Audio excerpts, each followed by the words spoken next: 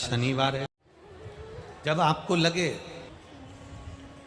कि हमारे घर में बहुत तकलीफें बढ़ गई हैं, बहुत दुख बढ़ गया, बहुत कष्ट, अपार कष्ट बढ़ गया,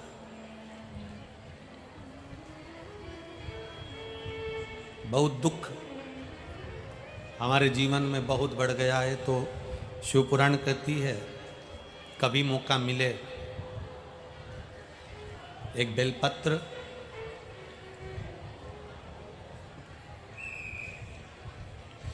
जिसकी डंडी का मुख जहाँ से पानी बहता है जलाधारी की ओर, समझ में आ रहा है ना?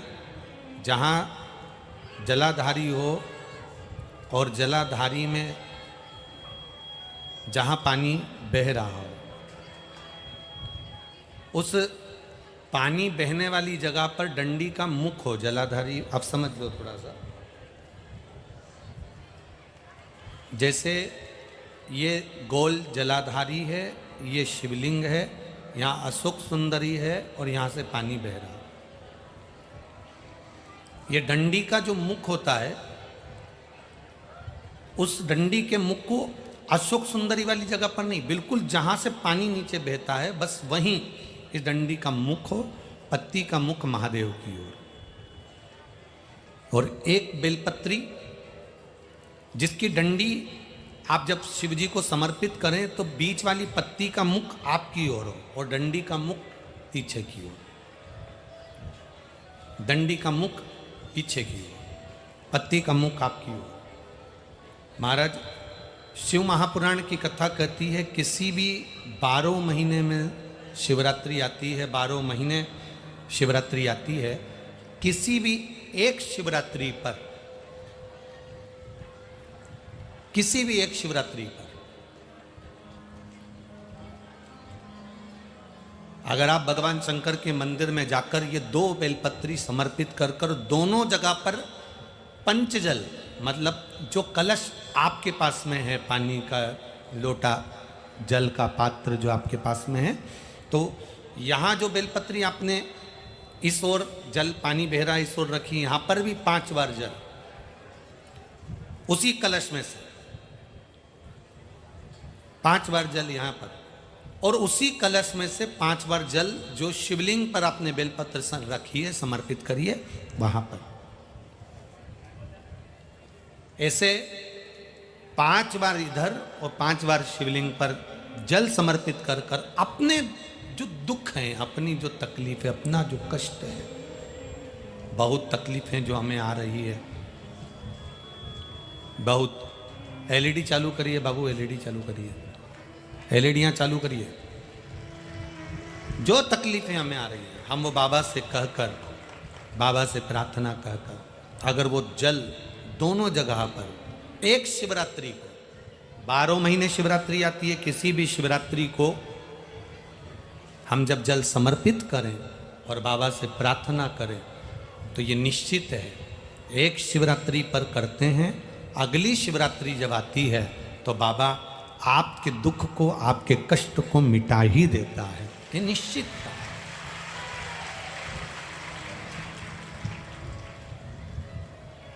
एक बेलपत्र शिवलिंग के ऊपर और एक बेलपत्र बाबा के जलाधारी के सम्मुख, अशोक सुंदर वाली जगह पे नहीं, अशोक सुंदर वाली जगह तो बीच में रह गई, पर थोड़ा आखिरी कोना, आखिरी कोना समर्पण करा। शिव कथा कर रही है, मान लो आपका अगर विश्वास दृढ़ है, भरोसा पक्का है, जैसे अभी आपको कथा में कहा कि मन आपने अगर शिव को दे दिया है, दिल भगवान शंकर को दे दिया है और विश्वास अगर पक्का हो गया है और आपने वो जल समर्पित किया है, तो ये निश्चित है अगली जो शिवरात्रि आएगी उस तक बाबा आपके दुख को, कष्ट को काट ही दे। पर विश्वास के साथ फिर निवेदन करेंगे, जल भी चढ़ाओ तो विश्वास के साथ, बेलपत्र भी चढ़ाओ तो विश्वास के साथ, धतूरा भी चढ़ाओ तो विश्वास के साथ, एक पुष्प भी अगर समर्पित कर रहे हो तो विश्वास के साथ करिएगा, भरोसे के साथ करिए। मैंने तेरे ही भरोसे बाबा, तेरे ही भरोसे हवा बिच उड़ती जावागी बाबा, डोर हटो छठीला में कटी जावागी भोले मैं तेरी पतंग। एक विश्वास के साथ आगे बढ़ी, भरोसे के साथ आगे बढ़ी। तो भगवान देवादिदेव महादेव को भी लगता है ये मुझे बार बार पुकार रहा है, मुझे बार बार नमन कर रहा है, मुझे बार बार कह रहा है, ये मेरा फर्ज बनता है कि मैं इसको कुछ ना कुछ दूं। विश्वास दृढ़ कर लो अपना। और जब तुम्हारा विश्वास दृढ़ हो जाए, जब तुम्हारा भरोसा दृढ़ हो जाए, समझो जीवन का सबसे बड़ा सुख प्राप्त हो गया, जीवन का सबसे बड़ा आनंद प्राप्त हो गया। मीरा, कर्मा, नामदेव, ध्रुव, प्रहलाद, संत तुकाराम जी, संत एकनाथ जी, संत ज्ञानेश्वर, संत श्री स्वामी समर्थ, संत श्री गजानंद महाराज, इनके पास में था क्या? इनके पास में विश्वास था। नामदेव जी को मंदिर के अंदर नहीं जाने दिया, नामदेव जी को उठाकर मंदिर के पीछे पटक दिया। अब मंदिर के पीछे ना तो कोई मूर्ति थी, ना कोई भगवान था, ना कोई पूजन का स्थान था, पर नामदेव जी मंदिर के पीछे पड़े हैं। कुछ भी नहीं था मंदिर के पीछे, केवल मंदिर के पीछे की दीवार थी, पर कुछ था नामदेव जी के पास, तो उनका विश्वास था। उन्होंने कहा ईवे विठ्ठल ऊवे विठ्ठल, विठ्ठल बिना भव पार नहीं। तो मंदिर का दरवाजा बदल गया, मंदिर का दरवाजा बदल गया। केवल विठ्ठल विठ्ठल विठ्ठल, विश्वास, भरोसा।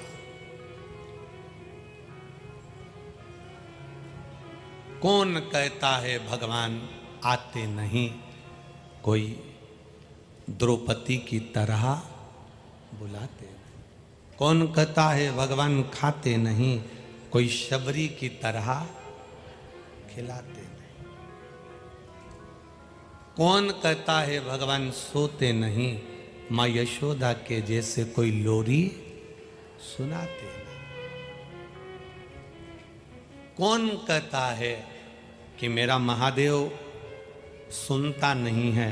लोग कहते हैं ये पत्थर का शिवलिंग है, ये पाषाण का शिवलिंग है, ये पत्थर की मूर्ति है, ये पत्थर की मूर्ति है। हम कहते हैं दिल से पुकार कर देखना, पत्थर की मूर्ति भी सुनती है, पत्थर की मूर्ति भी श्रवण करती है। दिल से पुकार कर देखना, सुनेगा वो। छोटे से लड्डू गोपाल, उनकी सेवा करती थी वो, स्नान करा देती, कपड़े पहना देती, अंगवस्त्र से पोंछ कर इत्र लगा देती, सुंदर मुकुट कांचनी श्रृंगार आदि कर देती, मुकुट आदि कांचनी वगैरह लगाकर श्रृंगार कर देती, फिर राजभोग रख देती, भगवान को दर्पण दिखाती, राजभोग रख देती। अब उसके मायके में शादी आ गई, उसने अपनी बहू से कहा कि मुझे मायके जाना है बेटा, और मेरे घर में लड्डू गोपाल की सेवा है, ठाकुर जी की सेवा है, क्या तू कर लेगी? बाहर का ना बढ़ा के अंदर का बढ़ा। मेरे घर में लड्डू गोपाल की सेवा है, अपने घर में क्या तू कर लेगी? माँ क्या करना है बताओ, क्या करना है आप मुझे बता दो, क्या करूं मैं, क्या करना, बोलिए। माँ ने कहा 3 बार ताली बजाकर भगवान को उठा लेना, उनको थाली में बिठाकर स्नान करा देना, उनको थाली में बिठाकर स्नान करा देना, और स्नान कराकर अंग वस्त्र से भगवान को पोंछ देना, फिर इत्र लगाना, फिर कपड़े पहनाना, फिर उनको मुकुट कांचनी लगाना, फिर मुकुट कांचनी लगाकर जब पूरा श्रृंगार हो जाए दर्पण दिखाना, दर्पण दिखाए भगवान मुस्कुरा दे तब भगवान को भोग लगाना। ठीक है माँ, फिर राजभोग करा देना, भोग लगा देना। ठीक है माँ, ऐसे ही करूंगी पक्का। आप मैं जाऊं? हाँ जाओ। सास चली गई, बहू सुबह उठी, उठकर उसने बहू ने 3 बार ताली का नाद किया। बहू ने 3 बार ताली का नाद किया और 3 बार ताली का नाद कर कर बहू ने भगवान को उठाया, स्नान कराया, इत्र लगाया, वस्त्र पहनाए, श्रृंगार करा। बाद में सास ने कहा था दर्पण दिखा देना, भगवान मुस्कुरा दे तब राजभोग धरा दे। अब इसने दर्पण दिखाया, भगवान को कांच दिखाया, दर्पण, और ये विचार करने लगी भगवान तो हंसे ही नहीं, मुस्कुराए नहीं। इसका कहने का मतलब सास का ये नहीं था कि भगवान हंसेंगे, उसका मतलब था कि दर्पण दिखाओ तो भगवान मुस्कुराते हैं। अब इसको लगा कि भगवान तो मुस्कुराए नहीं, तो मैं राजभोग कैसे धराऊं? मुझे लगता है भगवान की सेवा में कोई कमी रह गई। अब इसने भगवान के फिर वापस कपड़े उतार दिए, श्रृंगार उतार दिया, भगवान को वापस गादी रजाई में सुला दिया। सुलाने के बाद में 2 मिनट बाद वापस आ गई, फिर 3 बार ताली बजाई। ताली बजाने के बाद में फिर वापस भगवान को थाली में रखा, स्नान कराया, कपड़े पहनाए, श्रृंगार करा, फिर बाद में वापस दर्पण दिखाया। सास ने कहा था भगवान मुस्कुरा दे तब राजभोग धरा देना, जो दर्पण दिखाया तो भगवान मुस्कुराए नहीं। इसको लगा मेरी सेवा में कोई कमी रह गई, इसने वापस भगवान के कपड़े उतार दिए, फिर उतार दिए, फिर भगवान को स्नान कराया, फिर श्रृंगार करा, फिर दर्पण दिखाया, भगवान मुस्कुराए नहीं। अब इसको कौन समझाए? पीतल की मूर्ति है, कोई मुस्कुराएगी क्या? ये तो हृदय का भाव होता है। सास ने कहा था भगवान मुस्कुरा, मतलब दर्पण दिखाओ तो भगवान मुस्कुराते हैं, ये सास के सहज भाव था, पर भगवान नहीं मुस्कुराए। इसने वापिस कपड़े उतार दिए, फिर सुला दिया। सवेरे 7 बजे से भगवान को बार बार निला रही, श्रृंगार करा रही, दोपहर की 3 बज गई। भगवान भी मन में सोच रहे,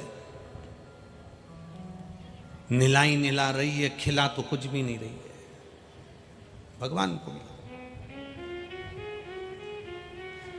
35वीं बार ये भगवान को स्नान करा रही थी, श्रृंगार कर रही थी। श्रृंगार कर कर भगवान को जो दर्पण दिखाया, भगवान पीतल की मूर्ति में से 2 दांत निकालकर मुस्कुरा दिए। पीतल की मूर्ति में से 2 दांत निकालकर मुस्कुरा दिए, और मुस्कुराकर भगवान को लगा जब तक हंसूंगा नहीं तब तक ये खिलाएगी नहीं, बहुत देर से निला ही निला रही है। भगवान मुस्कुराए और तुरंत अब उस बहू ने कहा ठाकुर जी से, इतनी बार नहाए तुम अब मुस्कुराए? भगवान के तेरे नहाने से अब डर लगने लगा, इसलिए अब कुछ खिला दे। भगवान ने भोजन किया। अब तो बहू प्रतिदिन भगवान का श्रृंगार करती, वस्त्र पहनाती, और वस्त्र पहनाकर जो दर्पण दिखाती भगवान पहली बार में ही हंस देते, क्योंकि भगवान को मालूम है फिर नवा देगी, ये फिर निलाएगी, ये बार बार निलाएगी। इससे अच्छा है कि मैं मुस्कुरा दूं, मैं हंस दूं। भगवान फिर मुस्कुरा देते। सास आ गई, सास ने बहू से कहा तो श्रृंगार पूजन कर रही है बढ़िया? बिल्कुल।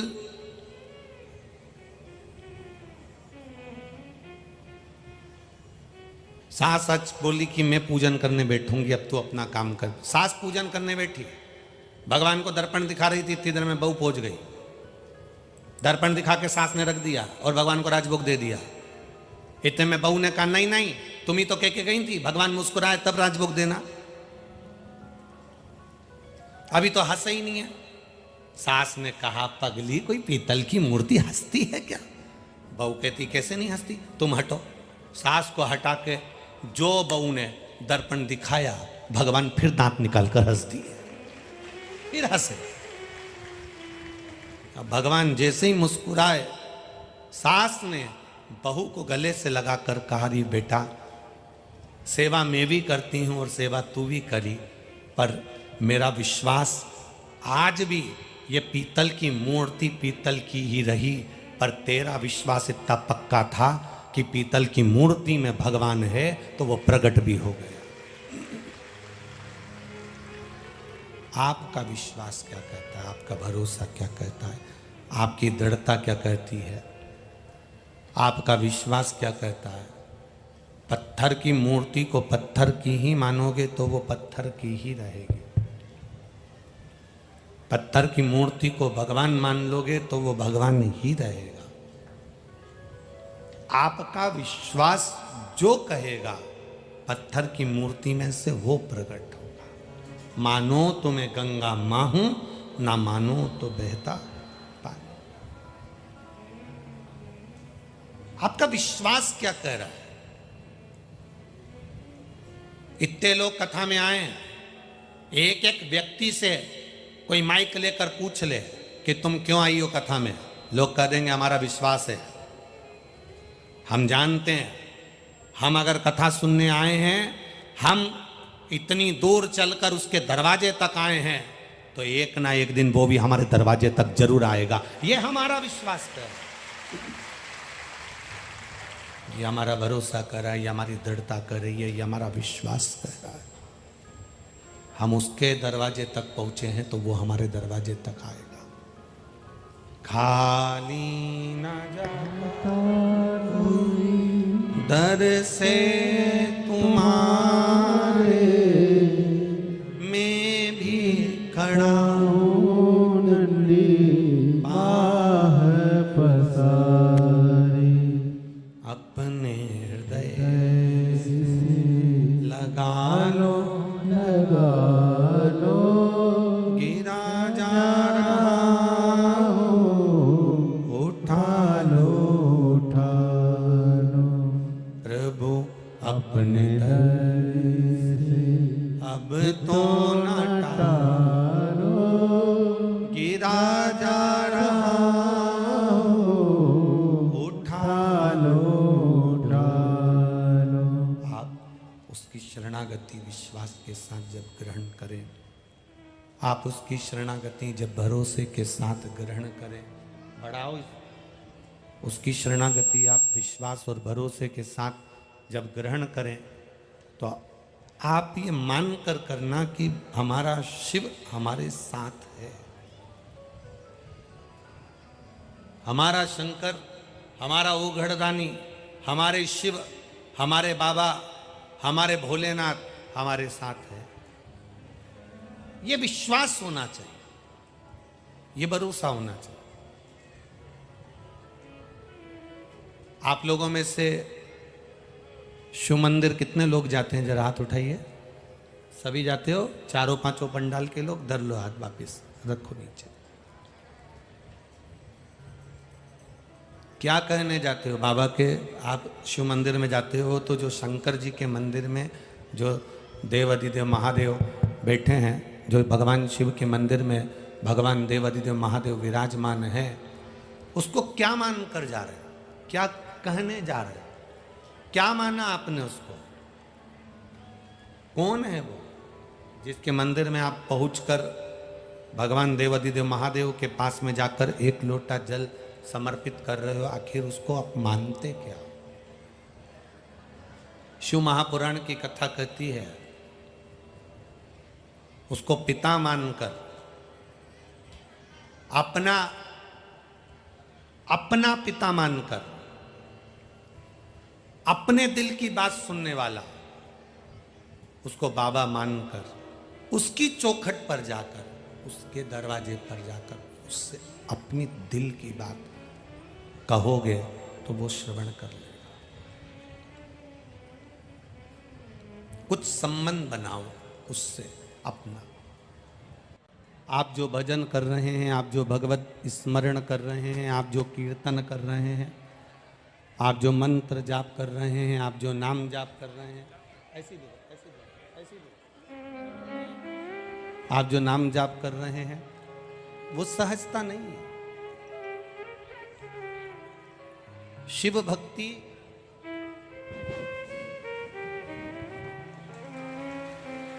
शिव स्मरण, शिव का किया गया कीर्तन खाली नहीं जाता।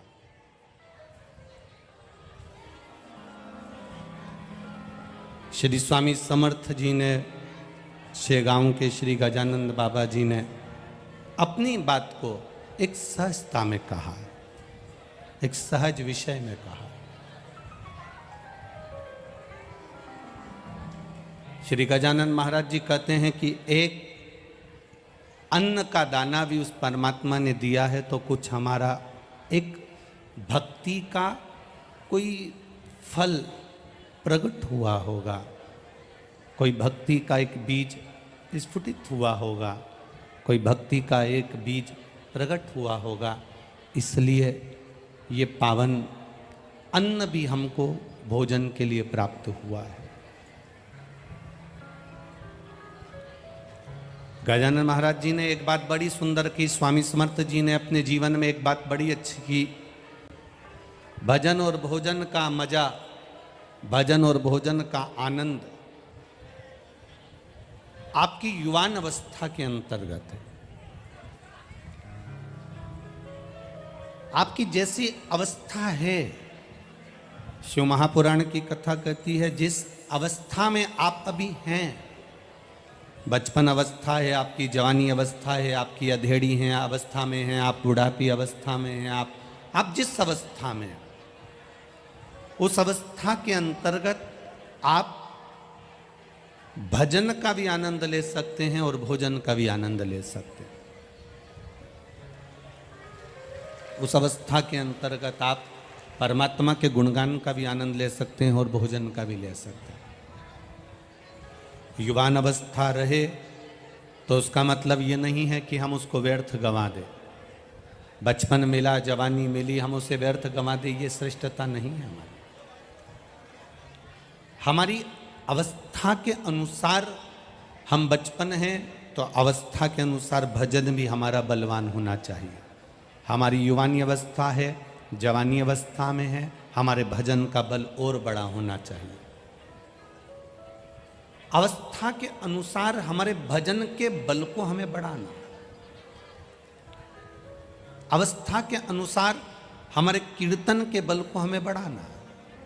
और जब हम अवस्था के अनुसार अपने भजन के बल को बढ़ाएंगे तो ये निश्चित है हमारा भजन जैसे जैसे बढ़ेगा वैसे वैसे प्रभु की कृपा भी हम पर बढ़ती चली जाएगी, वो खाली नहीं जाएगी।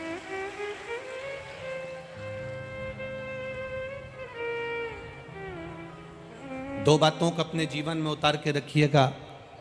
शिव महापुराण की, ब्रह्मा जी ने जब भगवान विष्णु जी से कहा कि आपके पिता कौन है, आपके पिता हैं कौन, तब भगवान विष्णु जी के मुख से निकला, नारायण के मुख से निकला, मेरे पिता स्वयं भगवान देवाधिदेव महादेव है, स्वयं भगवान शिव है, दूसरा कोई नहीं। मेरे पिता स्वयं शिव है। आज अकोला की धरा पर जो कथा चल रही है, महाराष्ट्र के विदर्भ क्षेत्र में जो कथा चल रही है, उसका स्मरण करिएगा जरा आप। एक आप राम जी की पूजन कर लें, आप भगवान कृष्ण की पूजन कर लें, आप देवी जी की पूजन कर लें, आप दत्त की पूजन कर लें, आप किसी भी देवता की पूजन कर लें, किसी भी देवी देवता की पूजन करो आप।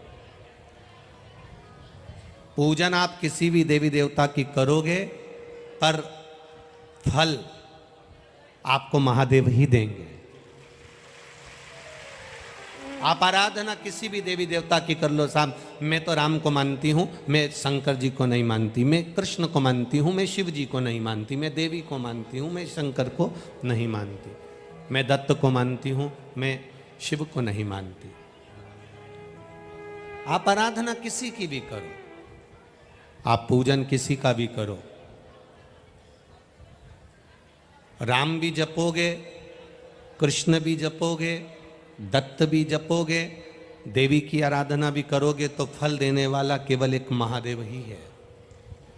भजन किसी का भी कर लो, आराधना किसी की भी कर लो, पूजन किसी की भी कर लो, पर जब फल देने का समय आता है, जब उस पूजन का कुछ फल देने का समय आए, पूजन का, व्रत का, आराधना का, साधना का, कोई पुण्य फल देने का जब समय आता है, उस समय पर भगवान देवाधिदेव महादेव जो मृत्यु लोक में रहते हैं, भगवान शंकर जो भूमि पर रहते हैं, पृथ्वी पर रहते हैं, उनसे पूछा जाता है,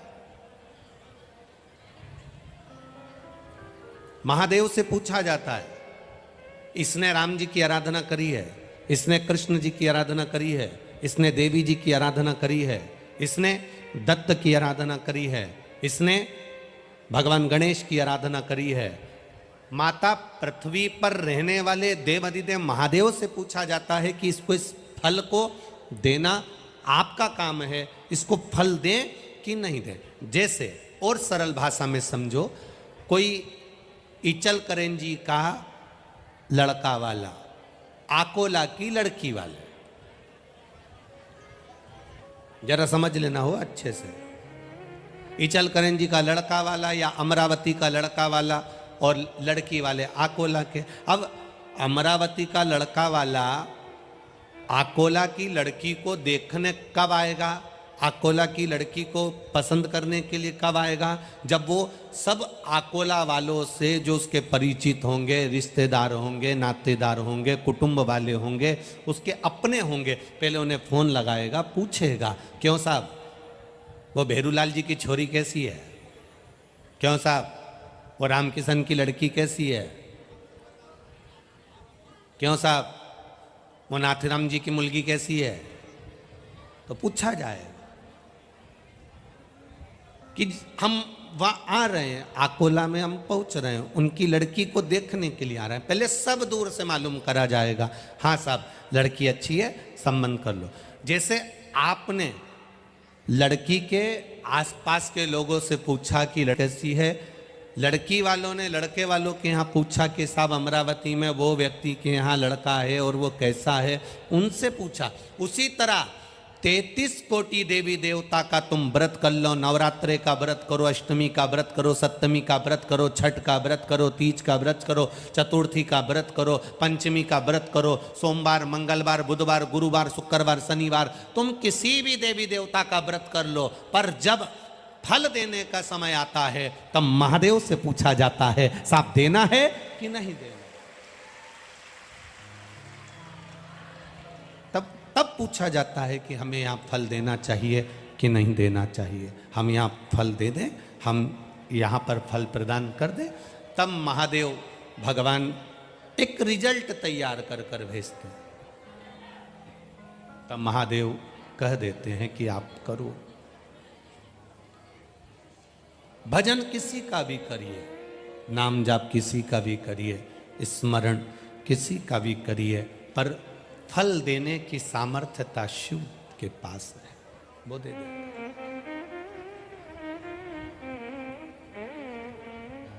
महाराज ब्रह्मा और भगवान विष्णु ने दोनों ने मिलकर घर्षण करा, एक अग्नि का खंभ प्रकट हो गया और अग्नि के खंभ में से देवाधिदेव महादेव प्रकट हो गए, एक लिंग की आकृति प्रकट हो गई, एक शिवलिंग प्रकट हो गया, एक लिंग की आकृति प्रकट हो गई।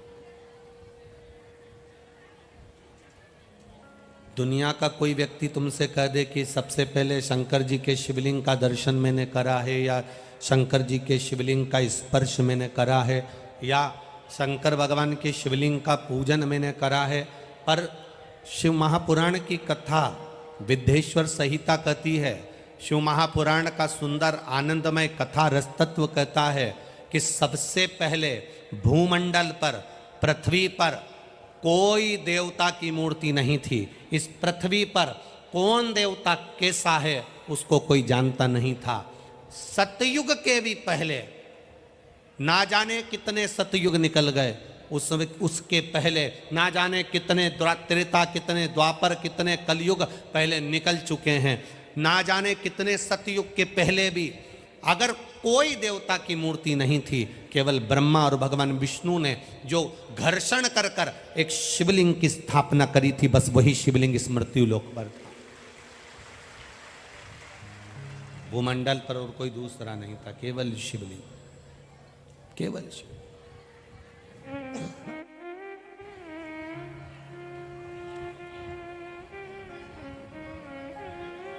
कोई नहीं जानता था किसी को भी। श्री जगत गुरु शंकराचार्य जी ने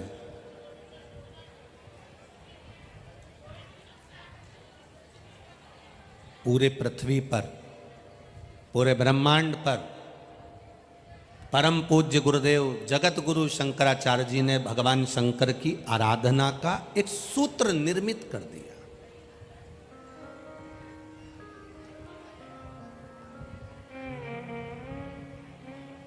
आज भी हमारे यहाँ चार पीठ पर जो जगत गुरु शंकराचार्य बैठे हैं, ये कोई साधारण नहीं है।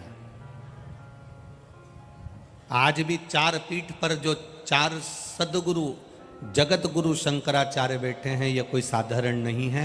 ये भी शंकर का ही एक तत्व माने गए हैं, शिव का ही एक स्वरूप माने गए हैं। महाराज जगत गुरु शंकराचार्य जी ने इस भूमंडल पर शंकर भगवान के शिवलिंग का पूजन का एक प्रमाण निश्चित किया कि शिव पूजन करना कैसे है, शंकर की आराधना कैसे करना है, शिव स्मरण कैसे करना है, शिव पूजन कैसे करना है, शंकर भगवान का गुणगान कैसे करना है, शंकर भगवान का मंत्र जाप कैसे करना है, शंकर भगवान की आराधना कैसे करना है, शिवलिंग की पूजन कैसे करना है। धीरे धीरे जगत गुरु शंकराचार्य जी जब समाधि लीन हो जाते हैं और फिर धीरे धीरे कलिकाल जब बढ़ता चले जाता है, तो लोग आडंबरों में पड़ना प्रारंभ कर दिए। जगत गुरु शंकराचार्य जी के जाने के बाद में लोग आडंबरों में पड़ने लगे हैं। यहां पर विद्या हो रही है, वहां चले जाओ, ये आडंबर में लोग पड़ने लगे। जगत गुरु शंकराचार्य जी ने शिव तत्व का पूजन दर्शाया। जगत गुरु शंकराचार्य जी ने अपने जीवन में एक बात कही कि इस संसार सागर में आए हो तो शंकर का गुणगान कर लोगे, शिव का स्मरण कर लोगे, शिव भक्ति कर लोगे, शंकर को जान जाओगे, शिव तत्व को पहचान जाओगे, तो फिर मृत्यु लोक में जन्म नहीं होगा, तुम तर जाओगे। पुनरपि जननम पुनरपि मरणम के प्रपंच से छूटने के लिए जगत गुरु शंकराचार्य जी ने शिव भक्ति को केंद्रित करा। अब धीरे धीरे धीरे धीरे कलिकाल ने अपना पांव पसारना प्रारंभ करा। लोग ढोंग में, प्रपंच में, छल में, बेईमानी में इधर उधर भरमाने लगे, विद्याओं में पढ़ने लगे। यहाँ पर ये विद्या हो रही, वहाँ पर वो विद्या हो रही, दुनिया के लोग उस ब्रह्म में पढ़ने लगे। फिर मेरे देवादिदेव महादेव ने फिर कोई कृपा कर दी और कोरोना महामारी आई, और कोरोना महामारी में लोगों ने फिर वापिस जैसे जगत गुरु शंकराचार्य जी ने शिव तत्व को दर्शाया था, वैसा ही कोरोना ने इस शिव महापुराण को दर्शाकर सम्मुख में प्रकट कर दिया कि हम भगवान शंकर की भक्ति कैसे करें। ब्रह्मा भगवान विष्णु ने शिवलिंग की स्थापना करी, शंकर भगवान को प्रकट कर लिया, शिवलिंग को प्रकट कर लिया। उसके बाद भी ब्रह्मा जी के मन में विश्वास जागृत नहीं हुआ कि ये शिव हैं, ये शंकर हैं, ये ओघड़ी है।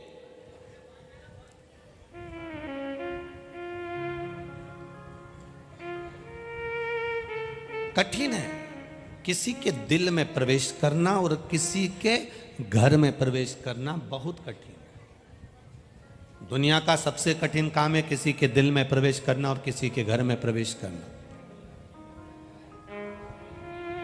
उससे भी ज्यादा कठिन काम है किसी के हृदय में विश्वास को प्रकट करना, भरोसा प्रकट करना, दृढ़ता प्रकट करना। सब कुछ मिल सकता है, संसार सागर में दुनिया की कोई ऐसी वस्तु नहीं जो आप प्राप्त नहीं कर सकते। अपनी मेहनत के बल पर आप दुनिया का सारा राजसी ठाट प्राप्त कर सकते हो। दुनिया के बल पर आप सारा सुख प्राप्त कर सकते हो। दुनिया के बल पर आप सारा वैभव प्राप्त कर सकते हो। पर दुनिया के सारे सुख को आप प्राप्त कर सकते हो, वैभव को आप प्राप्त कर सकते हो, पर विश्वास आपके दिल में जागेगा कब? जब आप उसके प्रति श्रद्धा उत्पन्न करेंगे, आप उसके प्रति विश्वास उत्पन्न करेंगे, दृढ़ता उत्पन्न करेंगे।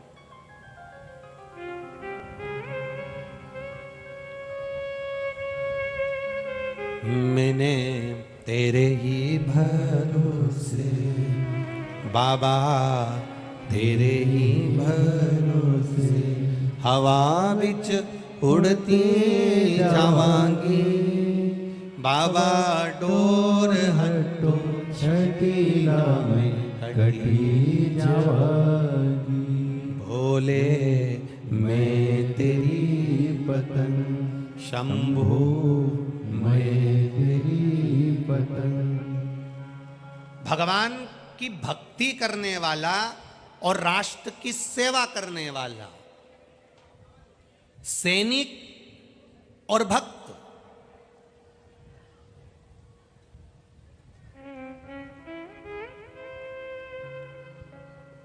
राष्ट्र की सेवा करने वाला, राष्ट्र का सैनिक और राष्ट्र का भगवान का भक्त, ये दोनों कभी अपना वेतन नहीं देखते। राष्ट्र का सैनिक अपना वेतन नहीं देखता क्योंकि उसको राष्ट्र की रक्षा करना है, और एक भक्त भगवान के चरणों का दास, सेवा करने वाला ये नहीं देखता कि लोग मुझ पर हंसेंगे कि क्या कहेंगे। वो तो अपनी सेवा में लगा रहता है, वो अपने भजन में लगा रहता है, उसे कोई मतलब नहीं, उसे कोई चिंता नहीं, उसे कोई टेंशन नहीं। जो कथा को श्रवण करने वाले होते हैं, भगवान के मंदिर में जाने वाले होते हैं, भगवत भजन करने वाले होते हैं, भगवत कीर्तन करने वाले होते हैं, मंत्र जाप करने वाले होते हैं, मंत्र स्मरण करने वाले होते हैं, नाम जाप करने वाले होते हैं, भगवत कीर्तन में डूबने वाले होते हैं, वो उन्हें कोई मतलब नहीं कहाँ बैठ रहे हैं, कहाँ उठ रहे हैं, कौन कथा करवा रहा है, कौन नहीं करवा रहा है, उसे किसी से मतलब नहीं। उसको तो केवल मतलब होता है शिव महापुराण से। हमें तो कथा सुनना है, कौन ने कराई, कौन नहीं करा रहा है, कौन क्या बोल रहा है, कौन क्या कर रहा है, उससे कोई मतलब नहीं होता। शंकर का जो भगत होता है, शंकर भगवान पे एक लोटा जल चढ़ाने वाला होता है, शंकर भगवान के मंदिर जाने वाला होता है, शंकर भगवान का गुणगान करने वाला होता है, श्री शिवाय नमस्तुभ्यम बोलने वाला होता है, पंचाक्षर मंत्र नमः शिवाय बोलने वाला होता है, षडाक्षर मंत्र ओम नमः शिवाय बोलने वाला होता है। जो शंकर की शरणागति ग्रहण करने वाला होता है, वो शंकर के मंदिर में झाड़ू भी लगा रहा है, दुनिया उस पर हंस भी रही है तो उसको कोई टेंशन नहीं होता। मंदिर में पोछा लगा रहा है, दुनिया हंस भी रही है, उसे कोई मतलब नहीं होता। क्यों? क्योंकि उसको मालूम है ये जो आज हंसते हैं, किसी के ऊपर जो आज हंसते हैं, वो एक दिन आश्चर्य भी करते हैं, क्या भगवान ने इसको इतना दे दिया होगा, क्या भगवान ने इतनी कृपा कर दी होगी, क्या भगवान ने इतनी करुणा कर दी होगी। हंसेंगे दुनिया। आग लगे बस्ती में अपन रहो मस्ती में। दुनिया हंसेगी, अपशब्द कहेगी, ताना देगी, आड़ा टेढ़ा बोलेगी, कहेंगे लोग।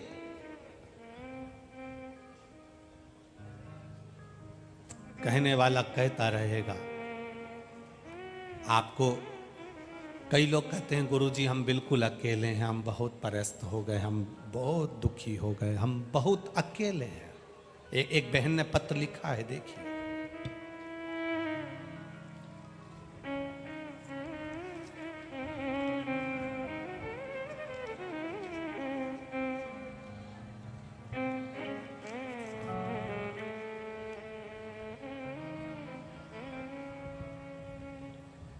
कल्पना नीलेश टेम्बे, मेरा मोबाइल नंबर ये है, मैं अकोला की रहने वाली हूँ, कहीं बैठी हो तो हाथ हिलाइएगा। कल्पना नीलेश टेम्बे, कहीं बैठी हो, दिख गई क्या? हाथ हिला दीजिए एक बार, ऐसा दिख गए हैं? अच्छा, चौथे नंबर के पंडाल में है क्या? ठीक ठीक ठीक है। हाथ हिला दो एक बार। हाँ दिख गए हो, ठीक है। पहला नंबर का पंडाल, दूसरे नंबर का पंडाल, तीसरे नंबर के पंडाल में पीली साड़ी में माँ जो खड़ी हैं वही हैं। मेरा नाम कल्पना नीलेश टेम्बे है। मेरा मोबाइल नंबर ये है। मैं अकोला की रहने वाली हूँ। मेरे भोले बाबा का क्या गुणगान करूं गुरुदेव, मेरे पास शब्द नहीं है।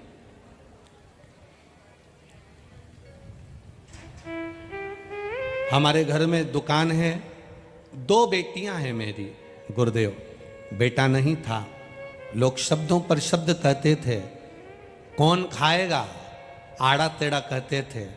बेटियों को देखकर भी अपशब्द कहा करते थे गुरुदेव। 13 साल हो गए थे बेटियों को जन्म लिए, पर कोई पुत्र नहीं था। लोगों के शब्द सुनती थी। कहने वाला कहता ही रहता था महाराज कि बेटा नहीं होगा। संतान के लिए डॉक्टर ने भी मना कर दिया था, पर बाबा की कृपा किसे कहते हैं, पशुपति नाथ का व्रत, 1 लोटा जल और सफेद आंकड़े की जड़ का प्रयोग 13 साल के बाद बाबा ने मुझे बेटे को दिया है। मैं बाबा को दंडवत प्रणाम करने आया हूं। शिव तत्व है। बच्चे को लाए हो मां, लाए हो तो ऊंचा करो थोड़ा सा हाथ से। हाँ थोड़ा सा ऊंचा कर दो। हाँ ठीक है। हर हर महादेव। शिव तत्व को जानना। एक पत्र और है बड़ा सुंदर, देखिए।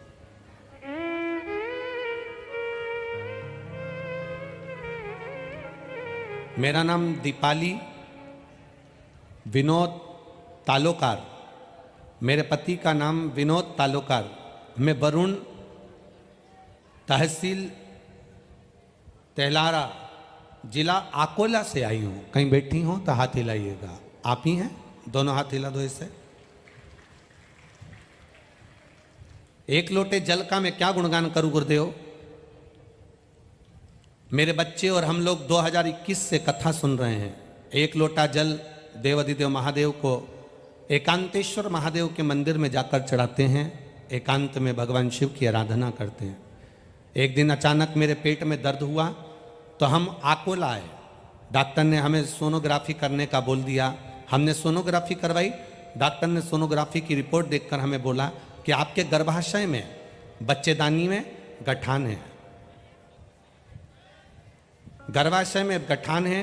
इस गठान के लिए दवाई दे देते हैं, आराम लग जाए तो ठीक, नहीं तो ऑपरेशन करना पड़ेगा। दवाइयाँ लेना प्रारंभ करी पर गठान नहीं गली। दूसरी बार फिर सोनोग्राफी कराई, तब भी गठान बढ़ चुकी थी। डॉक्टर ने कहा इसका ऑपरेशन करना पड़ेगा।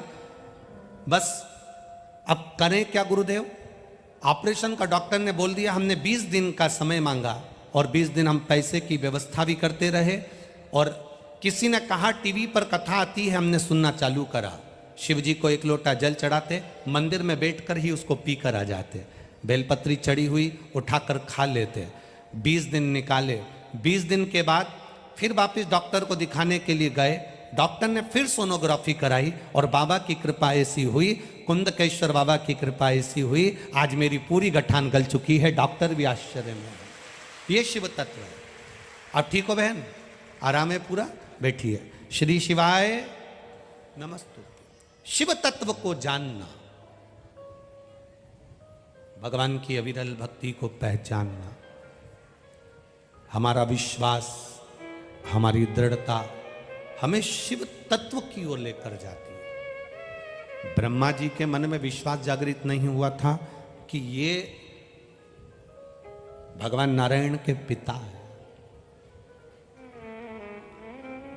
कई लोग आपसे भी कहेंगे क्या रखा है शिवलिंग में, क्या होता है शिवलिंग पर जल चढ़ाने से, क्या होता है शंकर भगवान के शिवलिंग पर बेलपत्र चढ़ाकर खाने से। हंसने वाले आप पर भी हंसेंगे, ताना देने वाले आप पर भी ताना देंगे, अपशब्द कहने वाले आप पर भी अपशब्द कहेंगे। पर जिसके हृदय में शिव महापुराण के प्रति विश्वास जागृत हो जाता है तो 13 साल के बाद भी औलाद हो जाती है। ये विश्वास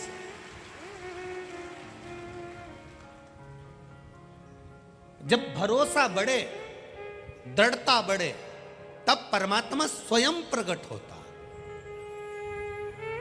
वो एक लाइन आप लोग हमेशा गुनगुनाते रहते हो, मानो तो गंगा माँ हूं, ना मानो तो बहता पानी। मान लोगे तो गंगा माँ है, ना मानो तो ऐसा तो पानी दुनिया में बह रहा है, चल रहा है। शिव महापुराण को केवल एक पोथी जिसने माना वो पोथी तक ही रह गया। शिव महापुराण को एक किताब जिसने माना वो किताब तक रह गया। पुराण को केवल पुराण माना वो पुराण तक रह गया।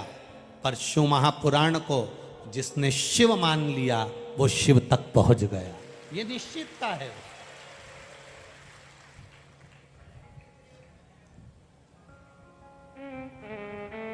ब्रह्मा जी का विश्वास जागृत नहीं हुआ, आखिरी में उनका सिर कट गया। लुढ़कता लुढ़कता सिर गया, बड़का पेड़ उत्पन्न हुआ, उसके नीचे भी देवाधिदेव महादेव बैठे तो बटकेश्वर महादेव पड़ा। अब ब्रह्मा जी से कहा कि जाओ तुम ये सृष्टि की रचना करो।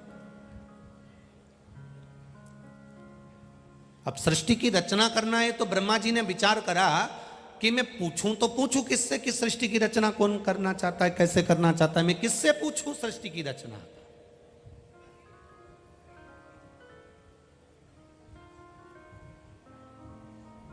भगवान विष्णु से कहा ब्रह्मा जी ने सृष्टि की रचना करना है, आप बताओ रचना कैसे करना है।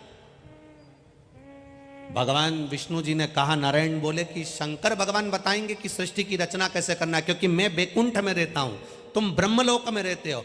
पृथ्वी पर कैसे मनुष्य चाहिए, पृथ्वी पर कैसा व्यक्ति चाहिए, पृथ्वी पर कैसा होना चाहिए, ये तो शिव जी ही बता सकते हैं, कोई दूसरा बता ही नहीं सकता। आप महादेव से पूछो। महादेव से ब्रह्मा जी ने पूछा कि सृष्टि की रचना करना है, महादेव ने कह दिया सृष्टि की रचना करना है, आधे पुरुष बना दो आधे स्त्री बना दो।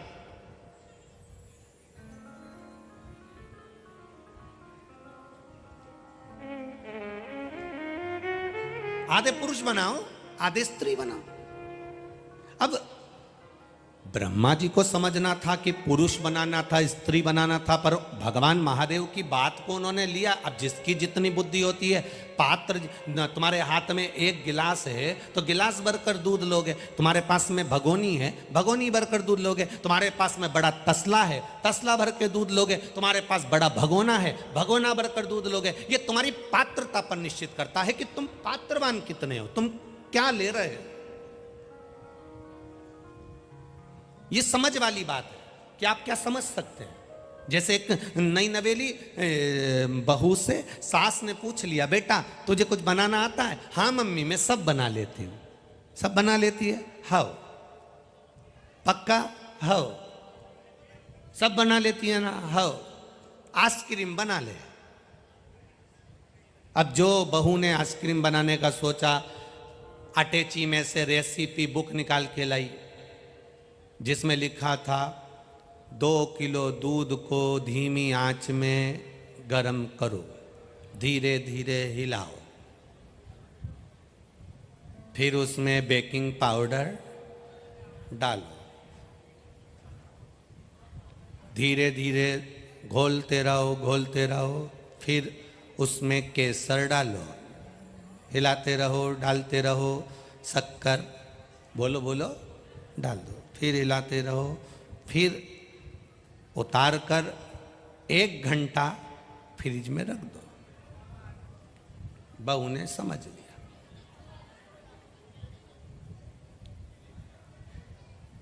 4 घंटे के बाद सास फ्रिज खोली पानी पीने के लिए और सास ने आवाज लगाई बहू को, बेटा ए बेटा इधर आ। हाँ माँ। ये घंटा फ्रिज में किसने रखा? मैंने रखा। क्यों? किताब में लिखा था 1 घंटा फ्रिज में रखो। सास भी सिर ठोक ली। सास ने कहा उसमें लिखा था जो तूने घोल तैयार करा है उसको 1 घंटा फ्रिज में रख, तू मंदिर का घंटा रखी आई।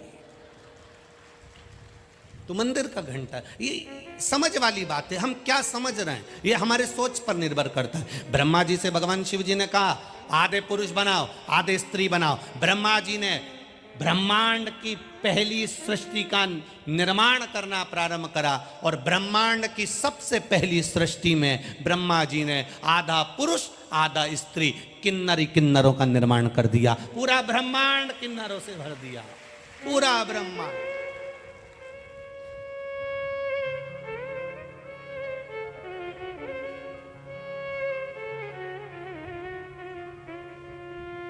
अपन सबको इन किन्नरों को धन्यवाद देना चाहिए, इनकी भूमि पर अपन रह रहा है।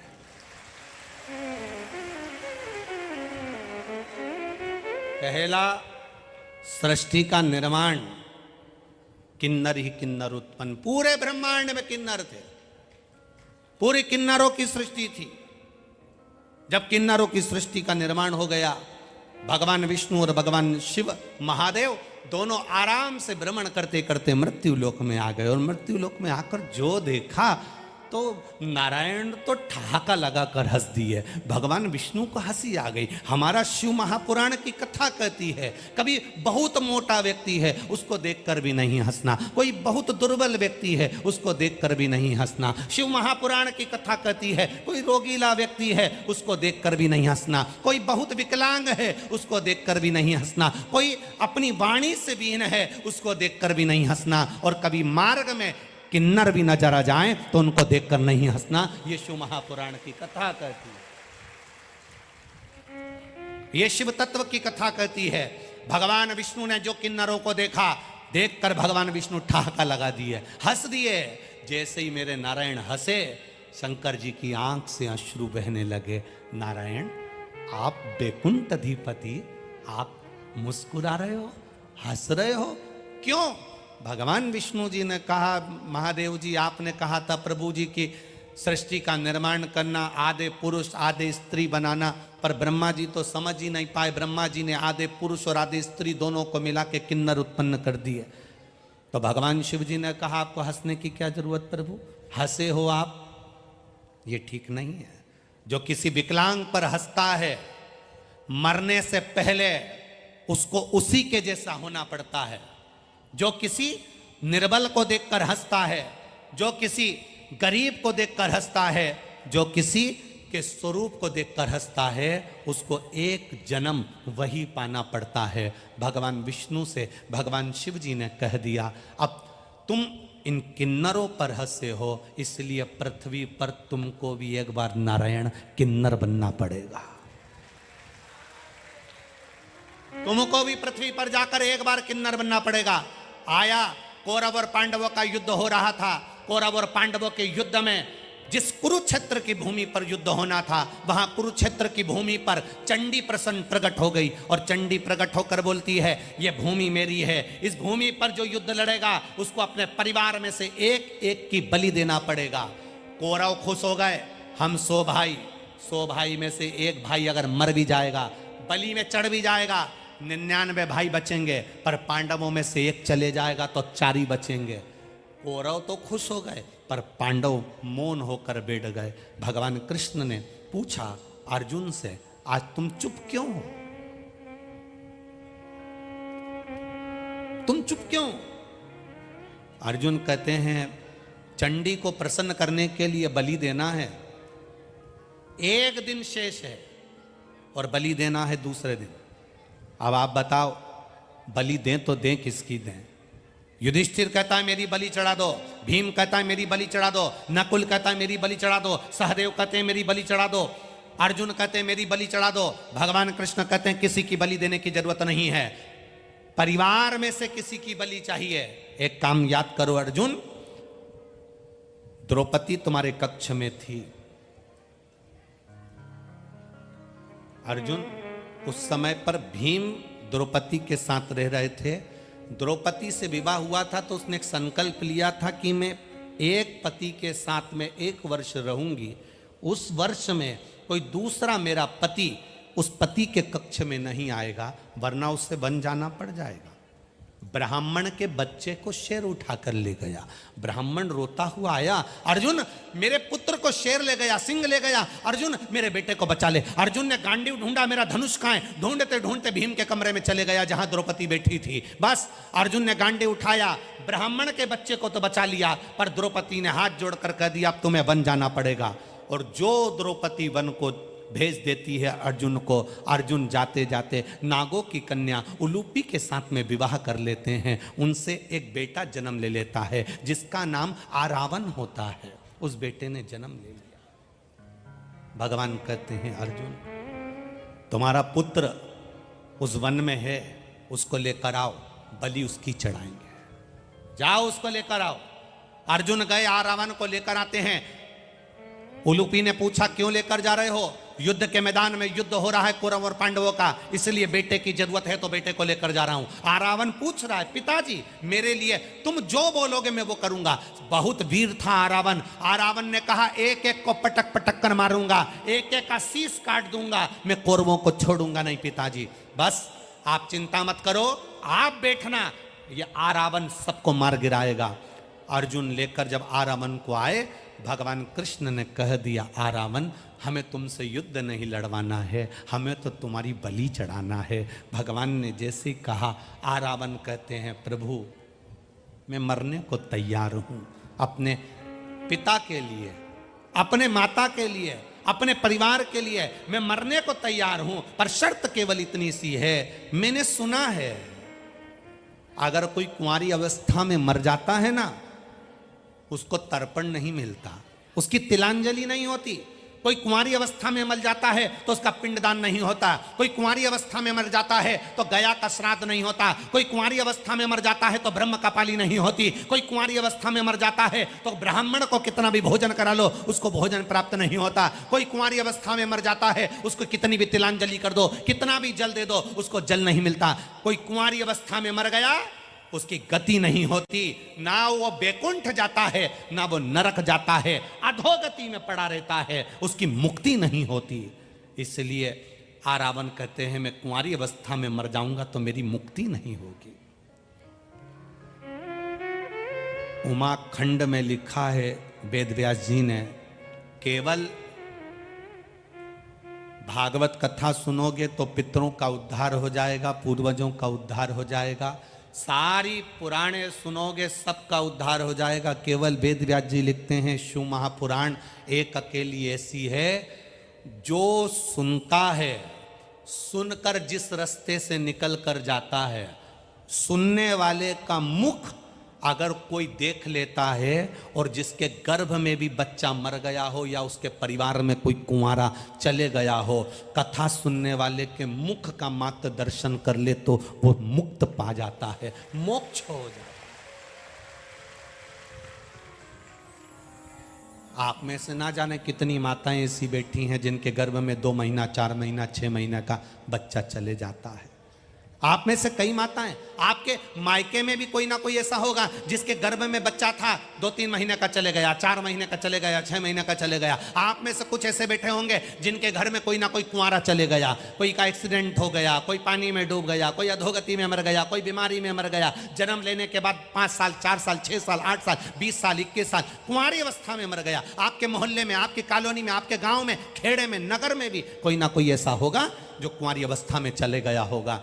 उस गांव का व्यक्ति अगर शिव महापुराण की कथा सुनने के बाद अपने गांव में जाता है, उसके शरीर की जो हवा चलकर निकलती है, उसके शरीर से जो हवा टच होकर जाती है, उस गांव के कुंवारी अवस्था में मरे हुए को भी मुक्ति प्रदान कर देती है। ये वो शिव महापुराण की कथा।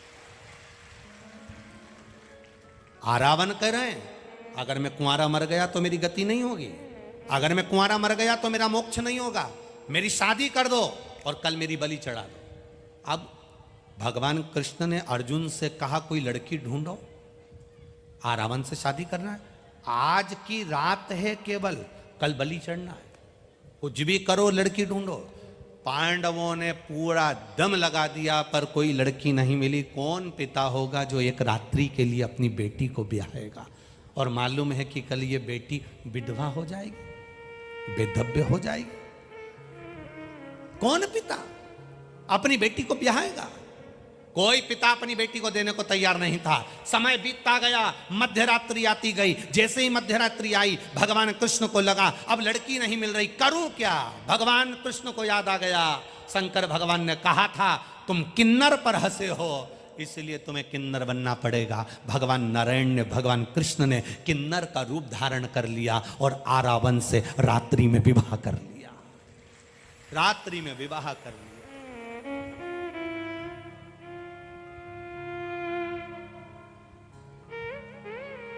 कई लोग पूछते हैं गुरुजी ये किन्नर गले में मंगलसूत्र पहनते हैं, मांग में सिंदूर भरते हैं, हाथ में चूड़ा पहनते हैं, पांव पैजनियाँ पहनते हैं, कमर करधनियाँ पहनते हैं, मुख पर लाली, नैनों में सुरमा, बालों में गजरा होता है, क्या ये किन्नर का भी विवाह होता है? शिव महापुराण की कथा कहती है संसार में मृत्यु लोक में जो किन्नर होते हैं इनका भी विवाह मध्य रात्रि में आरावन के साथ ही होता है। भगवान कृष्ण ने भी किया, इनको भी करना। आखिरी में केवल एक हंसी, केवल एक, तुम किस पर हंस रहे हो, तुम किस पर उंगली उठा रहे हो?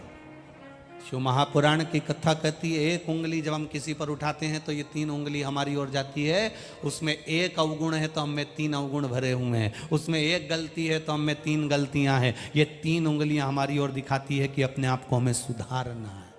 अंधे को देखकर कभी अंधा नहीं कहना।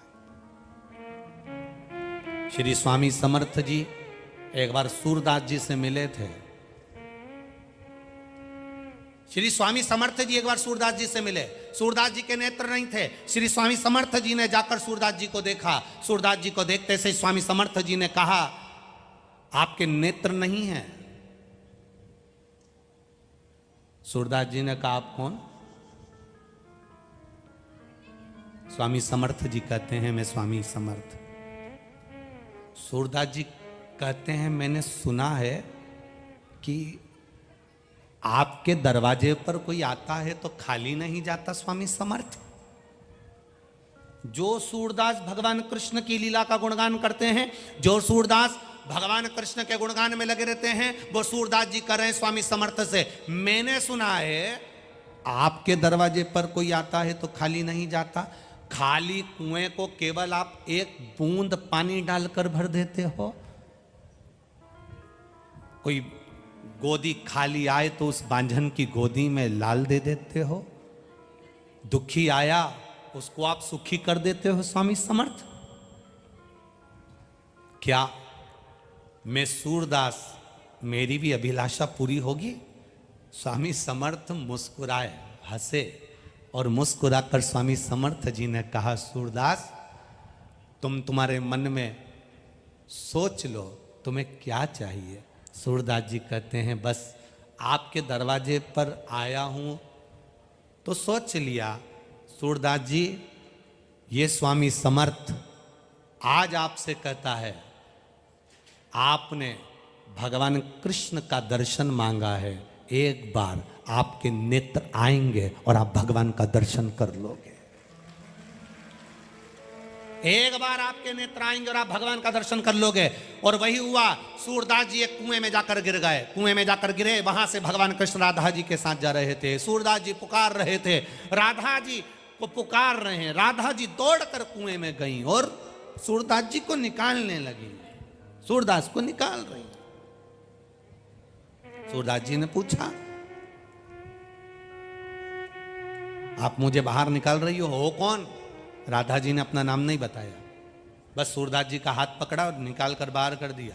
सूरदास जी ने जैसे हाथ पकड़ा, सूरदास जी कहते हैं आपने मुझे कुएं से बाहर निकाला, मैं आपके चरणों को प्रणाम करना चाहता हूँ। राधा जी बोली रेंदो मुझे प्रणाम मत करो। नहीं मैं तो प्रणाम करूंगा। राधा जी के चरणों में सूरदास जी ने प्रणाम करा। जैसे ही प्रणाम करा राधा जी अपना पांव छुड़ाने लगी। पांव छुड़ाती हैं, पांव की एक पायल सूरदास जी के हाथ में रह जाती है। राधा जी ने भगवान कृष्ण से कहा मेरी पायल ला के दो। भगवान बोले मैंने पहले ही मना करा था मत जा। वो आंखों से अंधा है पर अंदर से देख लेता है। कैमरे लगे हुए हैं। मैंने पहले मना करा था तेरे को, क्यों गई तू? कुछ भी करो मेरी पायल ला कर दो। भगवान कृष्ण राधा जी को लेकर सूरदास के पास गए। सूरदास, भगवान कहते हैं राधा जी की पायल दे दो। सूरदास जी कहते हैं एक ही शर्त पर दूंगा, पहले दर्शन करा दो। स्वामी समर्थ जी ने कहा था कि एक बार दर्शन होगा। भगवान ने सूरदास को नेत्र दे दिए। सूरदास जी ने भगवान का दर्शन करा। सूरदास की आंख में आंसू भरकर स्वामी समर्थ को याद करा, आपने कहा था एक बार कृष्ण का दर्शन होगा, आज हो गया। ये कोई सहज नहीं है।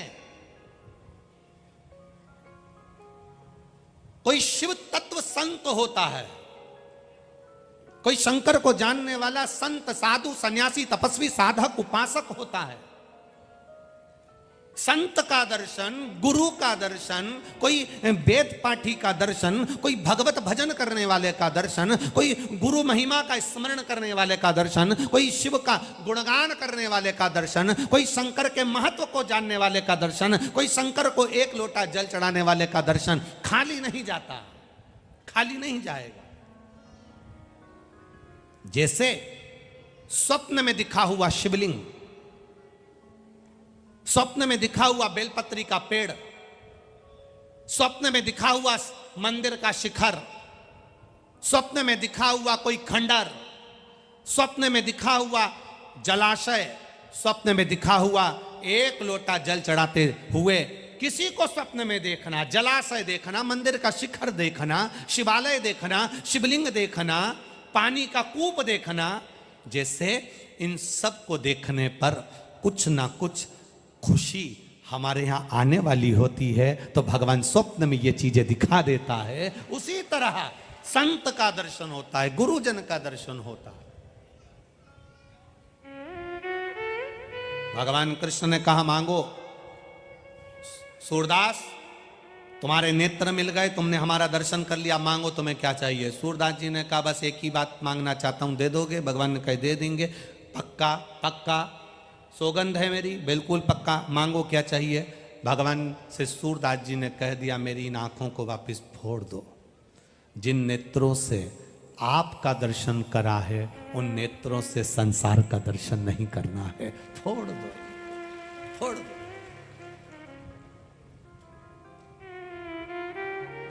हम क्यों अपशब्द कहें किसी को, हम क्यों किसी को ताना दें, हम क्यों किसी को आड़ा टेढ़ा बोलें, हम क्यों किसी को गाली दे दें, कैसे दे दें। एक गांव में एक बुजुर्ग व्यक्ति रहता था, एक बूढ़ा व्यक्ति। पड़ोस में एक नवयुवान लड़का रहता था, बहुत सुंदर, बहुत स्मार्ट, बहुत विद्वान। एक जवान लड़का रह रहा है उसी मोहल्ले में, उसी कॉलोनी में, उसी सोसाइटी में, उसी मोहल्ले में, और बूढ़ा व्यक्ति वही रह रहा है। बूढ़े व्यक्ति को लगा इस नवयुवक लड़के को सब लोग पूछते रहते हैं, आदर करते हैं, सम्मान करते हैं, मेरा इतना आदर सम्मान सब घट गया। तो बूढ़े व्यक्ति को बड़ा गुस्सा आया। उसने पूरे मोहल्ले में खबर कर दी कि ये चोर है, ये चोट्टा है, चोरी करता है, इसने कई जगह पर चोरी कर ली, इसके घर में जो पैसा आ रहा है वो चोरी का है, इसके घर में जो धन आ रहा है वो चोरी का है। सारे नगर में सूचना हो गई, सारे नगर के लोग उस नवयुवक लड़के से दूर हट गए। कोई उसके साथ नहीं रहता, कोई उसके पास नहीं रहता, सब ने दूरी बना ली, सब ने दूरी। एक दिन नगर में चोरी हो गई। सबसे पूछा गया तुम्हें किसी पर शंका है? नगर के लोगों ने कह दिया वो नवयुवक लड़के पर शंका है।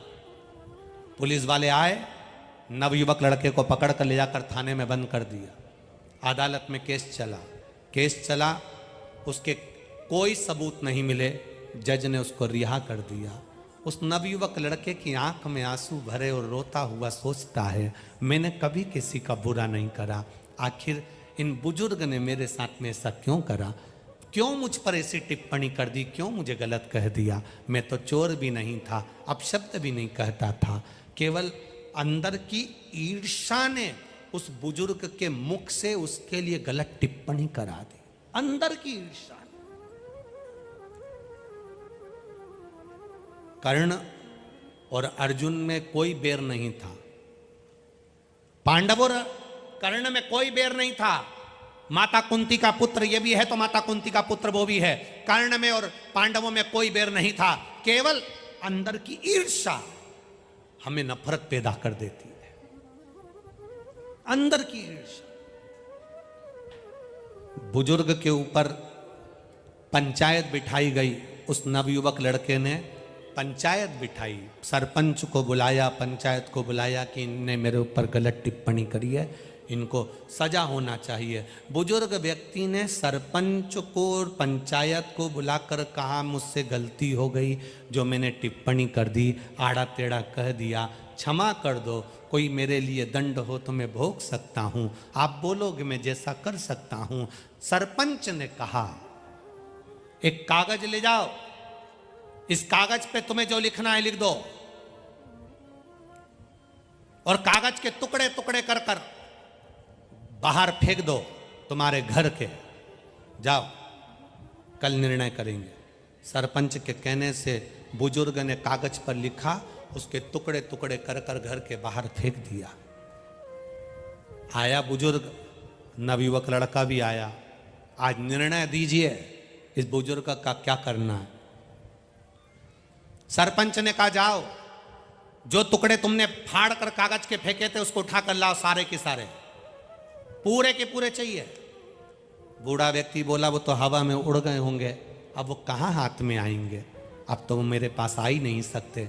सरपंच ने कहा बुजुर्ग व्यक्ति से, किसी को गाली देने से पहले, किसी को टिप्पणी करने से पहले, किसी को अपशब्द कहने से पहले उसको समझ तो लिया करो। तुमने मुंह उठाया और बोल दिया, पूरे मोहल्ले में उसकी बदनामी हो गई। एक बार बदनामी की हवा फैल जाती है तो जैसे कागज के टुकड़े नहीं मिलते वैसे बदनामी वापिस लौट कर नहीं आ पाती। कर दी तुमने बदनामी। कहने वालों ने कह दिया ये चोर है, कहने वालों ने कह दिया इसका लक्षण बुरा है, कोई ने कहने वाले ने कह दिया ये ऐसी है, कहने वाले ने कह दिया वो वैसा है। तुमने तो कह दिया, उसको वापरा था, उसको पहचाने थे, उससे मिले थे, कभी एक बार उससे मुलाकात हुई तुम्हारी। कहने वाले तो कह देंगे सियोर वाला महाराज ऐसा है, वो वाला महाराज ऐसा है, वो वैसा है, वो वैसा है। कहने वाले कह देंगे हमारी पड़ोसन ऐसी है, हमारा पड़ोसी ऐसा है, हमारे रिश्तेदार ऐसे हैं। कभी तुम उससे मिले हो?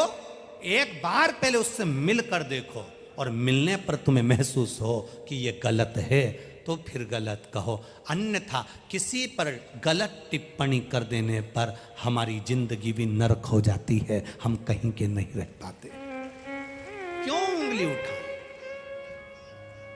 मत बुरे कर्म कर बंदे वरना पछताएगा, भगवान की आंखों से तू बच नहीं पाएगा, तू बच नहीं पाएगा। हमारे जीवन का उसूल कहता है, हमारे जीवन की सबसे पहली पहल कहती है, सत्ता बाद में सत्य पहले होना चाहिए, पार्टी बाद में प्रभु का नाम पहले होना चाहिए, राजनीति बाद में राष्ट्र की नीति, राष्ट्र की रक्षा पहले होना चाहिए। हम राजनीति में इतने उलझ गए कि राष्ट्र की भलाई भूल गए, राष्ट्रहित की पहल भूल गए। अपने राष्ट्र को कैसे उत्थान की ओर लेकर जाना है, हम राजनीति के चक्कर में, पार्टियों के चक्कर में इतने घुल गए, इतने घुल गए कि सबको बांटने में लग गए। ये ब्राह्मण, ये क्षत्रिय, ये वैश्य, ये शूद्र। शिव महापुराण की ये पोथी और ये व्यासपीठ जिस पर हम बैठे हैं, ये 4 पाए पर बनी है। पहला पाया ब्राह्मण, क्षत्रिय, वैश्य, शूद्र। जिस पर हम बैठे हैं ब्राह्मण, क्षत्रिय, वैश्य और शूद्र, ये 4 हमारे सनातन धर्म के पाए हैं। ये एक जैसे हैं तो ये एक जैसे हैं तो सनातन धर्म एक जैसा। दुनिया के लोगों ने, पार्टियों में आकर दुनिया के लोगों ने कहीं ना कहीं इन सनातन धर्म के इन पायों को तोड़ने का प्रयास करा। हम ब्राह्मण हैं, हम बड़े हैं, हम क्षत्रिय हैं, हम बड़े हैं, हम वैश्य हैं, हम बड़े हैं, हम शूद्र हैं, हम बड़े हैं। और शिव महापुराण की कथा कहती है संसार में सब बड़े हैं। कोरोना महामारी में जो अपने आप को बड़ा कहते थे वो तो घर से बाहर नहीं निकले। एक एक वाल्मीकि समाज का बच्चा बच्चा हॉस्पिटल में खड़ा होकर बॉडी को ले जाकर अंतिम संस्कार कर रहा था। जिसको लोग शूद्र कहते हैं, जिसको लोग छोटा कहते हैं, जिसको लोग पूछते नहीं है, एक एक वाल्मीकि समाज का बच्चा बच्चा, एक एक छोटे से छोटा व्यक्ति, हॉस्पिटल में काम करने वाला, झाड़ू लगाने वाला, पोछा लगाने वाला, बड़ा बड़ा व्यक्ति अपने घर से नहीं निकल रहा था, पर झाड़ू लगाने वाला, पोछा लगाने वाला, हॉस्पिटल में सब जगह पर कोरोना का कहर छा रहा था। और एक छोटा सा झाड़ू लगाने वाला, पोछा लगाने वाला, पन्नी में बॉडी को बंधा हुआ है। घर के लोग अंतिम संस्कार नहीं कर रहे, पर वो साधारण सा छोटा व्यक्ति जिसको लोग शूद्र कह देते हैं, अपशब्द कह देते हैं, वो छोटा सा व्यक्ति शमशान में जाकर एक बेटा जो फर्ज अदा करता है वो छोटे व्यक्ति ने फर्ज अदा करा है, अग्निदान का। हम कर रहे हैं, हम इस पार्टी के, हम ब्राह्मण, हम क्षत्रिय, हम वैश्य, हम शूद्र। उसको कहना चाहिए सब देवताओं को सब ने बांट लिया, पर मेरे महादेव को कोई नहीं बांट पाया। आज तक महादेव के लिए कोई ने नहीं कहा कि ये ब्राह्मण का है, क्षत्रिय का है, वैश्य का है कि शूद्र का है। हम तिरुपति जाते हैं, कह देते हैं लोग वाक पैसे वालों के देवता हैं। हम नाथद्वारा जाते हैं, लोग कह देते हैं पैसे वालों के देवता हैं। हम वहां जाते हैं, लोग कह देते हैं पैसे वालों के देवता हैं, पर महादेव सबका है। इसलिए उसका नाम पशुपतिनाथ है। उसके मंदिर में कुत्ता भी जाकर बैठ जाता है तो भी वो उसका विश्वनाथ है, उसको संभाल लेता है, साधारण नहीं है। पक्षी, पशु, जलचर, थलचर, वायुचर, संसार में जितने जन्म लेते हैं उसके पेट भरने की जवाबदारी मेरे शंकर की है, महादेव की है। वो ब्राह्मण का भी है, वो क्षत्रिय का भी है, वो वैश्य का भी है, वो शूद्र का भी है। हम क्यों बट रहे हैं? हम क्यों बट रहे हैं? फिर वही वाली बात आ गई, अब क्या हो गया कि सियोर वाला महाराज फिर आड़ा टेढ़ा बोल देता। छत्तीसगढ़ में कहा था, आज फिर कह देते।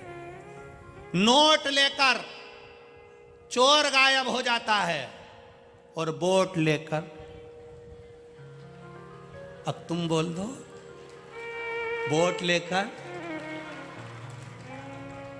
और हम भ्रांतियों में पड़े, हमें लोग बांट रहे हैं। लोगों ने कह दिया तुम ब्राह्मण हो, तुम क्षत्रिय हो, तुम वैश्य हो, तुम शूद्र हो, और तुम बंटने लगे। भगवान के दरवाजे पर कोई बड़ा नहीं होता, कोई छोटा नहीं होता। जो 5,000 रुपए की लाइन लगाकर तिरुपति का दर्शन करते हैं, 25,000 रुपए की लाइन लगाकर तिरुपति का दर्शन करते हैं। आप में से कितने लोग हैं जो तिरुपति गए? जरा हाथ तो उठाओ रे। गए हो? रखो, तिरुपति का दर्शन करने गए हो, धर्म की लाइन लगी है, धर्म के धक्के खा रहे हो। 500 की लाइन लगी है, 10,000 की लाइन लगी है, 50,000 की लाइन लगी है। मंदिर में पहुंचने से पहले 5,000, 50,000 और धर्म वाला सब एक हो जाता है। वहां पर भगवान के सामने पहुंचते पहुंचते कोई पैसे वाला नहीं रहता, उसके चरणों की धूल हो जाता है। कोई वीआईपी नहीं। इस व्यासपीठ ने बारंबार व्यासपीठ वर्णन करती रही है, शिव महापुराण में कोई वीआईपी नहीं है। जो ज्यादा वीआईपी है उसे कथा में नहीं आना चाहिए। जो ज्यादा वीआईपी है वो कथा में ना आए। यहां आए हो तो शंकर के दरवाजे के धक्के खाना पड़ेगा, और जो यहां के धक्के खा लेता है वो संसार के धक्के नहीं खाता है। इतने बड़े वीआईपी हो तो 5,000 रुपए देके बैकुंठ चले जाओ ना। कथा में आने की जरूरत ही क्या है? वीआईपी के लिए वहां पर भी तो खाता होगा। डिग्री यहां देखी जाएगी कि इंजीनियरों की, डॉक्टरों की, कलेक्टरों की, एसपीओ की, डीएसपीओ।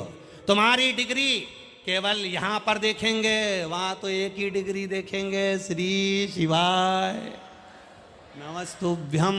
वहां एक ही डिग्री देखी जाएगी कि भगवान का भजन कितना करा है, स्मरण कितना करा है, कीर्तन कितना करा है, मंत्र कितना जपा है, कथा कितनी श्रवण करी है, परहित कितना करा है। किसी दुखी को देखकर दुखी हुए, किसी सुखी को देखकर सुखी हुए, किसी के दर्द को अपना माना। वहां पर केवल यह देखा जाएगा कि तुमने परहित कितना करा।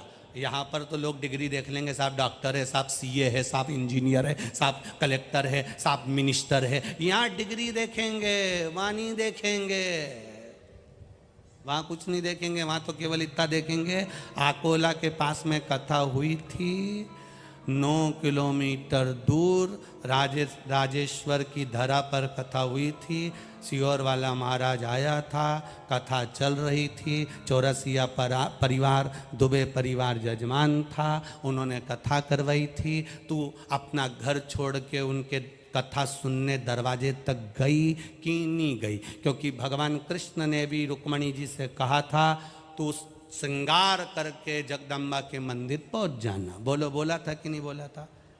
भागवत हो रही बाजू में, तो वो बोलते महाराज जी कि तैयार होकर रुक्मणी श्रृंगार करके, पत्र पढ़कर भगवान ने कहा ब्राह्मण देवता रुक्मणी जी से कह दो श्रृंगार करके जगदम्बा के मंदिर पहुंच जाए, मैं उसे लेने के लिए पहुंच जाऊंगा।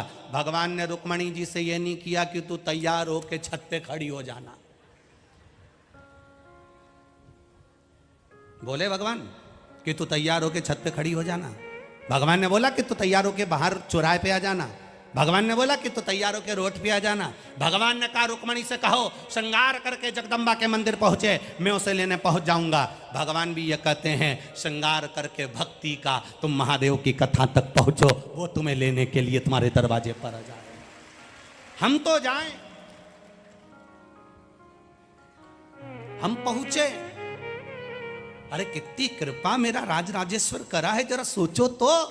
जो कथा दिन में 1 बजे से 4 बजे होने वाली थी, भरचक धूप में होने वाली थी, दिन भर तुम्हारा यही समय हो जाता।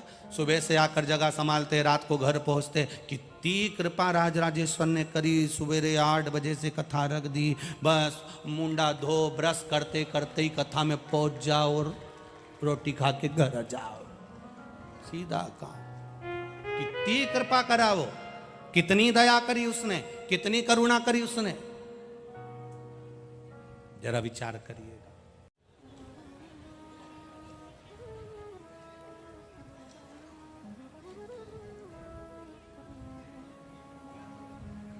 श्री स्वामी समर्थ जी के एक चेले थे, चोलप्पा।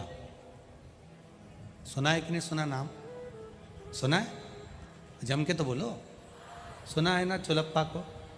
श्री स्वामी समर्थ के अक्कलकोट में जैसे ही स्वामी समर्थ जी आए और अक्कलकोट के दरवाजे पर स्वामी समर्थ आए, तो स्वामी समर्थ जी को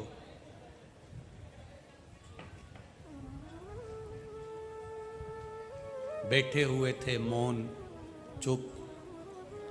जो शंकर का उपासक होता है ना, शिव का जो भक्त होता है, शंकर का जो गुणगान करने वाला होता है, शिव तत्व को जो जानने वाला होता है, मौन।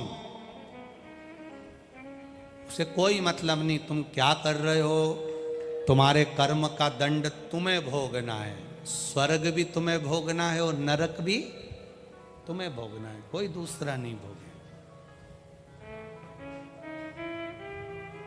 एक विचार करना कभी जिंदगी में, जरा सा इनकम टैक्स वाला आ जाता है ना, तो अच्छे अच्छे के चेहरे पर भी पसीना आ जाता है। बोलो सही है कि गलत है? अरे बोलो, जम के बोलो। एक इनकम टैक्स वाला आकर आपसे थोड़ा सा हिसाब मांगता है तो अच्छे अच्छे के चेहरे पर पसीना आ जाता है।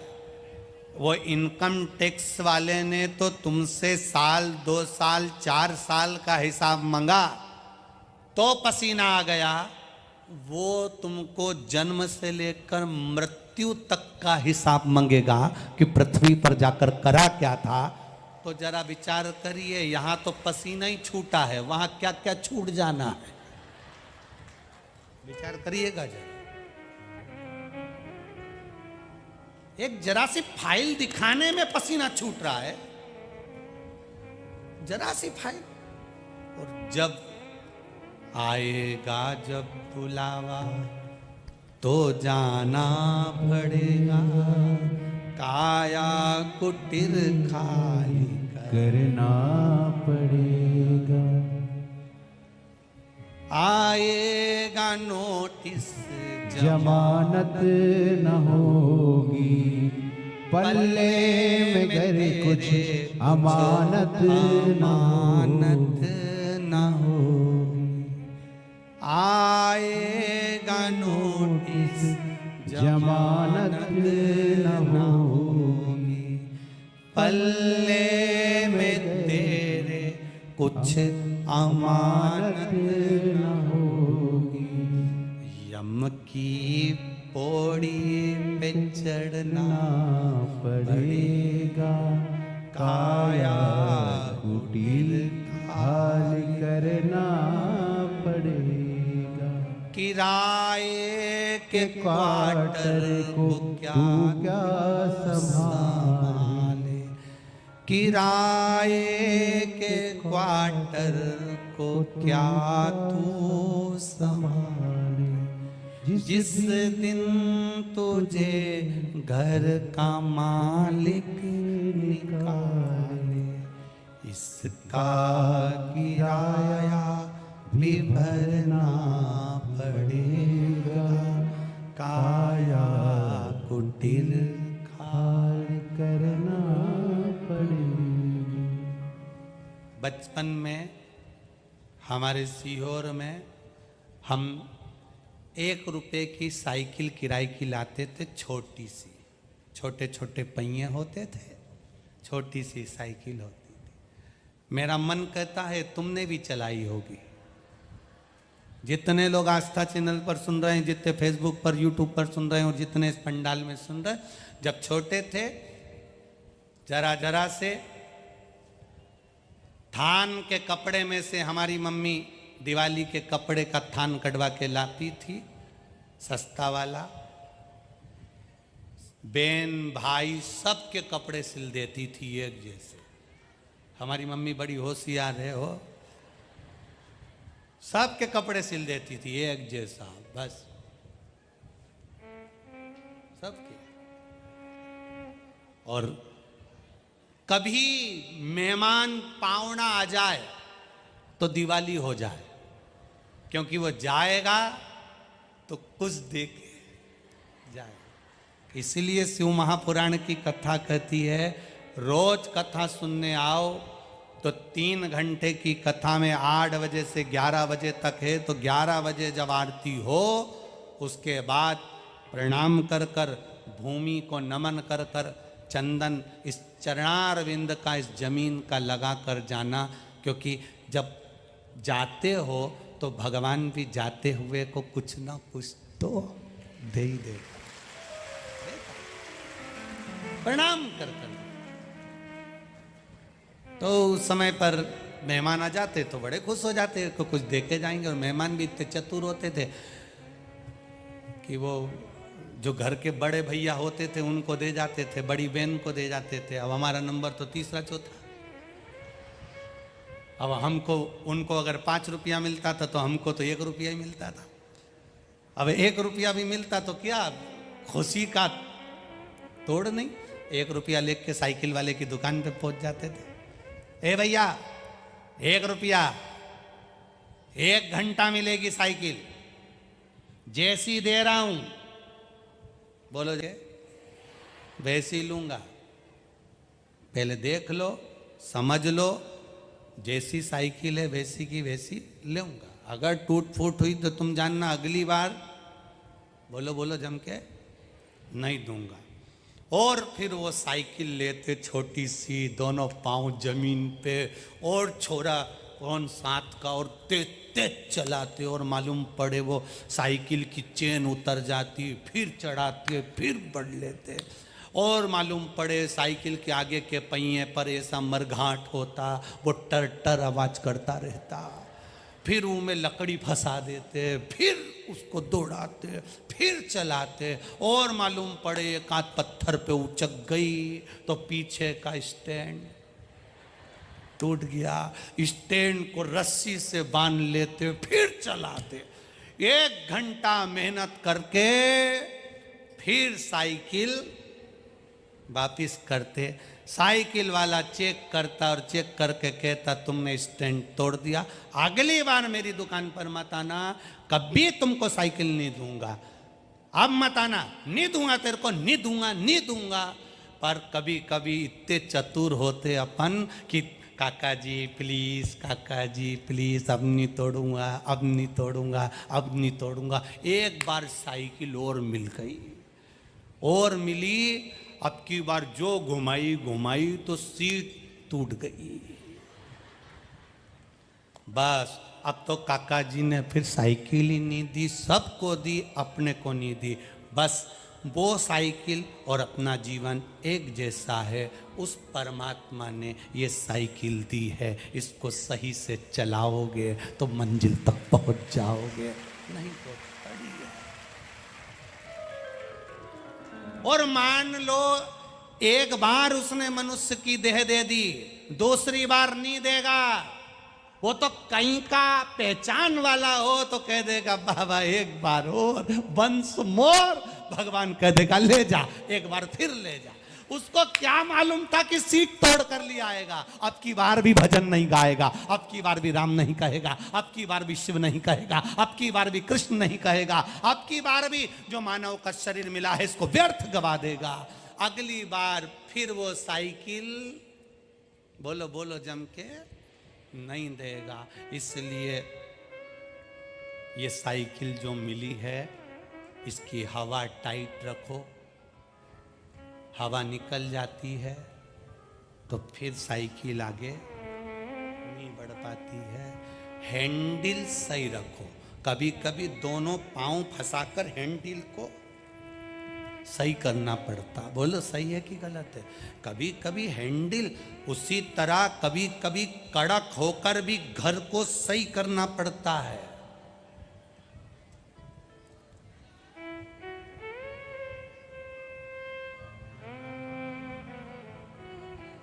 मकान में रहने वाले के मकान में भगवान है कि नहीं पता नहीं, पर रहने वाले के मकान में भाव शुद्ध होना चाहिए, भाव निर्मल होना चाहिए।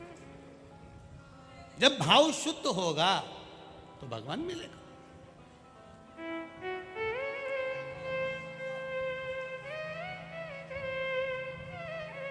जाएगा जब यहां से कुछ भी ना पास होगा, 2 गज कफन का टुकड़ा तेरा निवास होगा। आप इतनी संख्या में आए हो, आपके भीतर जो भक्ति का बीज है वो स्फुटित होना चाहिए, प्रेम का बीज प्रकट होना चाहिए। वो कहते हैं ना कितनी, अब इतने, एक पंडाल, 2 पंडाल, 3 पंडाल, 4 पंडाल, पीछे का पंडाल 5, उसके पीछे का 6, ये सारे पंडालों में कितनी शांति से लोग कथा सुने, एक ही पंडाल गड़बड़ है बस।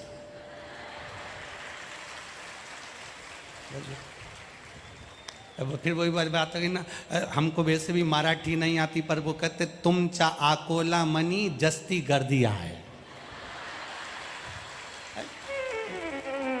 इतने माना कि ढेरों में आयो, पर कथा का रस तत्व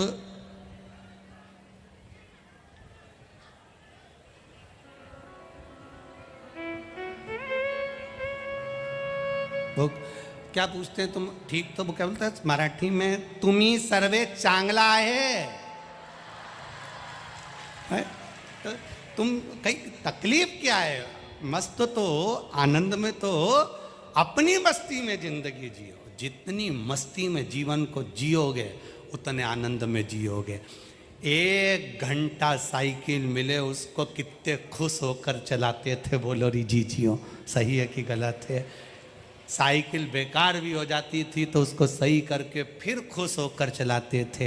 1 रुपये में 1 करोड़ की जिंदगी जीते थे। आज के ज़माने में 1 करोड़ के बंगले में रहने के बाद भी 1 कौड़ी की जिंदगी नहीं जी पा रहे।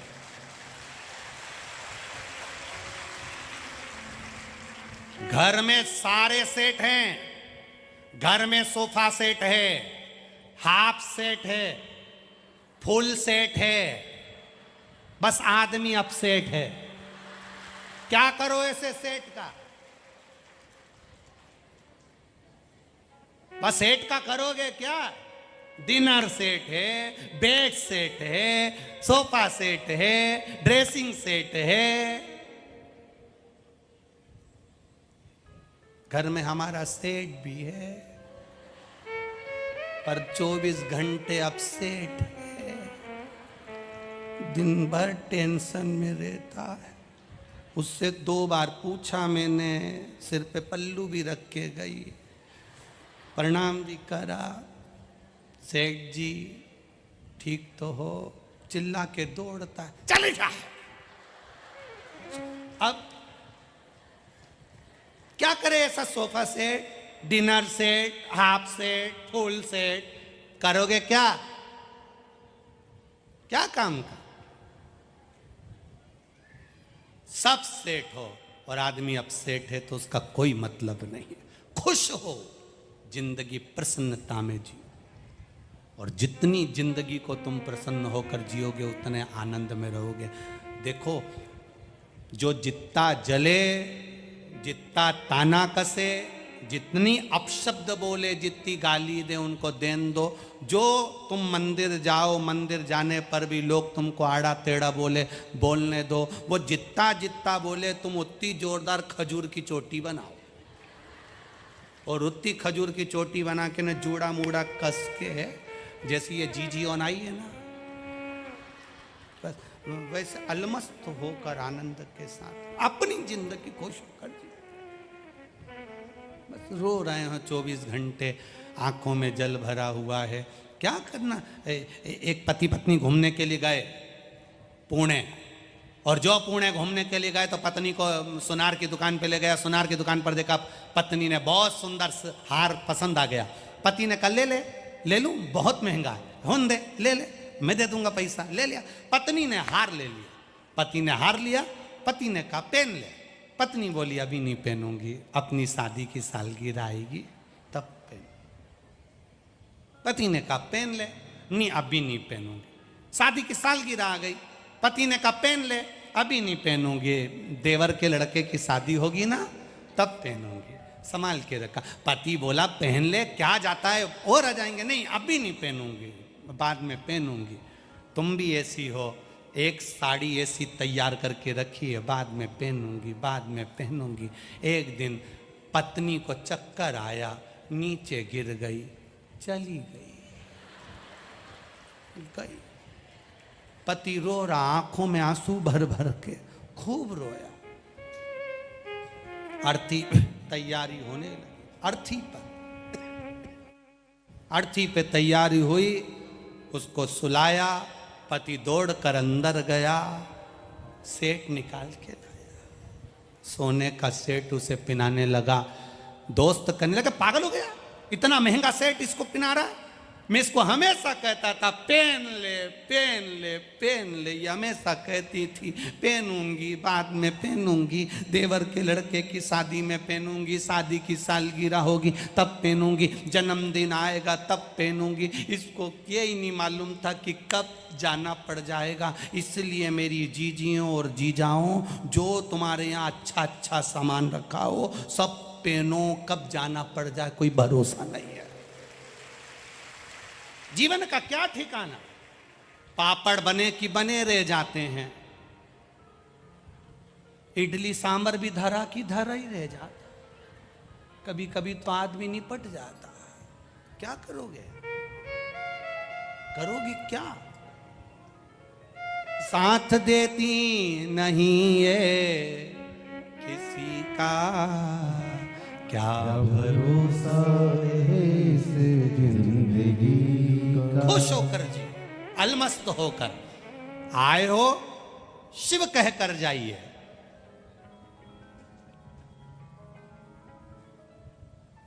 आए हो, एता श्री शिवाय नमस्तुभ्यम, आणि जाते श्री शिवाय नमस्तुभ्यम, आते भी श्री शिवाय नमस्तुभ्यम कहो, जाते भी श्री शिवाय नमस्तुभ्यम कहो। जीवन की एक एक रेखा में शिव तत्व को जानने का प्रयास करो, जानो शिव तत्व। नहीं आपके पास में जल, नहीं आपके पास में एक चावल का दाना भी नहीं है तो केवल उसके शिखर का दर्शन कर लिया तो भी हमारी मुक्ति सहज है, शिव तत्व सहज है, मिलेगा।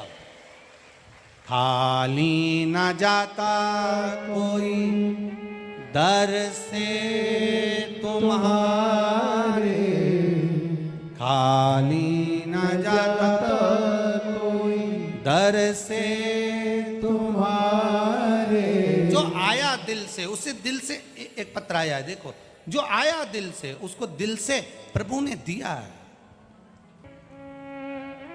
मेरी माताजी सुरेखा बबन राव विटकरे, मुकाम पोस्ट मेडशी, तहसील मालेगांव, जिला वाशिम, महाराष्ट्र। कहीं बैठी हो तो हाथ हिलाइएगा, कहीं बैठे हो तो हाथ हिलाइएगा। मेरी माताजी सुरेखा बबन राव विटकरे, मुकाम पोस्ट मेडशी, तहसील मालेगांव, जिला वाशिम, महाराष्ट्र। गुरुजी मुंबई में टाटा मेमोरियल हॉस्पिटल में गर्भाशय में 18/12/2022 को कैंसर की गठान बताई थी। बहुत दर्द होता था, बहुत तकलीफ होती थी गुरुदेव। डॉक्टर ने कह दिया था 4th स्टेज का कैंसर है, ठीक नहीं होगा, ऑपरेशन कर भी देंगे तो ठीक नहीं हो पाएंगे। कहीं बैठी हो तो हाथ हिलाइएगा, अगर कहीं बैठी हो। सुरेखा बबन राव विटकरे, मुकाम पोस्ट मेडशी, तहसील मालेगांव, जिला वाशिम, महाराष्ट्र।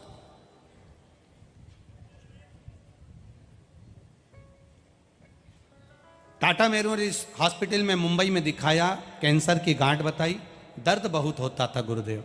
डॉक्टर ने कहा था 4th स्टेज का कैंसर है, ठीक होना मुश्किल है। सब कुछ हम दवाई लेकर वहाँ से आ गए और अब विचार करा ऑपरेशन करा भी लेंगे और 4th स्टेज का है, कोई भरोसा नहीं है। डॉक्टर को दिखाकर वापिस आए, दवाई लेकर आए, कुंदकेश्वर महादेव के नाम से दवाई खाना प्रारंभ करा, शिवजी को 1 लोटा जल चढ़ाना प्रारंभ करा, 1 बेलपत्री शंकर को चढ़ाकर खाना प्रारंभ करा।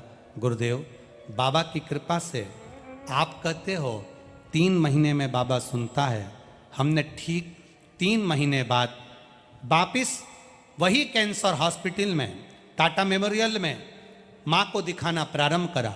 जैसे ही जांच कराना प्रारंभ हुई, जांच करते से ही कैंसर समाप्त हो चुका था। इसलिए हम बाबा को यहाँ प्रणाम करने के लिए आए।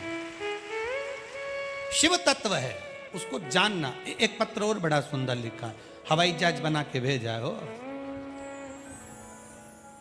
7 समंदर पार मेरे भोले बाबा का दरबार, धन्य हो। इंडिया टू ऑस्ट्रेलिया हवाई जहाज पे लिखा है, ठीक है। मैं रितेश मल्ल, गांव तेलहारा, जिला अकोला से हूँ। कहीं बैठी हो तो हाथ हिलाइएगा। आप ही हैं, दोनों हाथ हिला दो एक बार ऐसे। हवाई जहाज बहुत जोरदार है भाई, है बाबू। जिला अकोला से हूँ। भोले बाबा बहुत ही समस्या मिटाते हैं गुरुदेव। मैं क्या वर्णन करूँ। मेरी बहन शीतल भंडारी अभी 4 सालों से ऑस्ट्रेलिया में है। 5 महीने पहले वह इंडिया आई थी। जब उनका थायराइड चेक करवाया तो वो ज़्यादा प्रमाण में मिला। थायराइड की बीमारी एक ऐसी बीमारी है गुरुदेव जो ठीक नहीं होती है। मेरी माताजी और परिवार वाले पिछले 2 साल से आपकी शिव पुराण कथा सुन रहे हैं। तो मेरी माताजी ने औषधि के रूप में सीहोर से एक रुद्राक्ष लेकर आई थी। वो रुद्राक्ष जल में गलाकर शंकर जी को पानी चढ़ाकर मेरी बहन को देना प्रारंभ करा। बेलपत्र चढ़ी हुई, उसको खिलाना प्रारंभ करा। जब वो ऑस्ट्रेलिया के लिए जाने को तैयार हुई तब उसकी जांच कराई तो उसका थायराइड कम हो चुका था। थायराइड की बीमारी थम चुकी थी, पर थायराइड पूरी तरह से समाप्त नहीं हुआ था। गुरुदेव, मेरी बहन के साथ में मेरी माँ ने बेलपत्री को सुखाकर उसका चूरा बनाकर पॉलीथीन में रखकर दे दिया। साथ में जो रुद्राक्ष मेरी माँ सीहोर से लेकर आई थी वो रुद्राक्ष भी उसको रखकर दे दिया। वहाँ ऑस्ट्रेलिया में जाकर मेरी बहन ने कई दिनों तक वो बेलपत्र का चूरा जो शंकर जी पे चढ़ा हुआ था उसको खाया और रुद्राक्ष का पानी पीना प्रारंभ करा।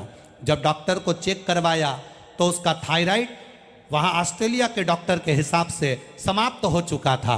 अब थायराइड की गोलियां उसकी बंद हो चुकी थी। अब ठीक है वो। हर हर महादेव। बैठिए। श्री शिवाय नमस्तुभ्यम।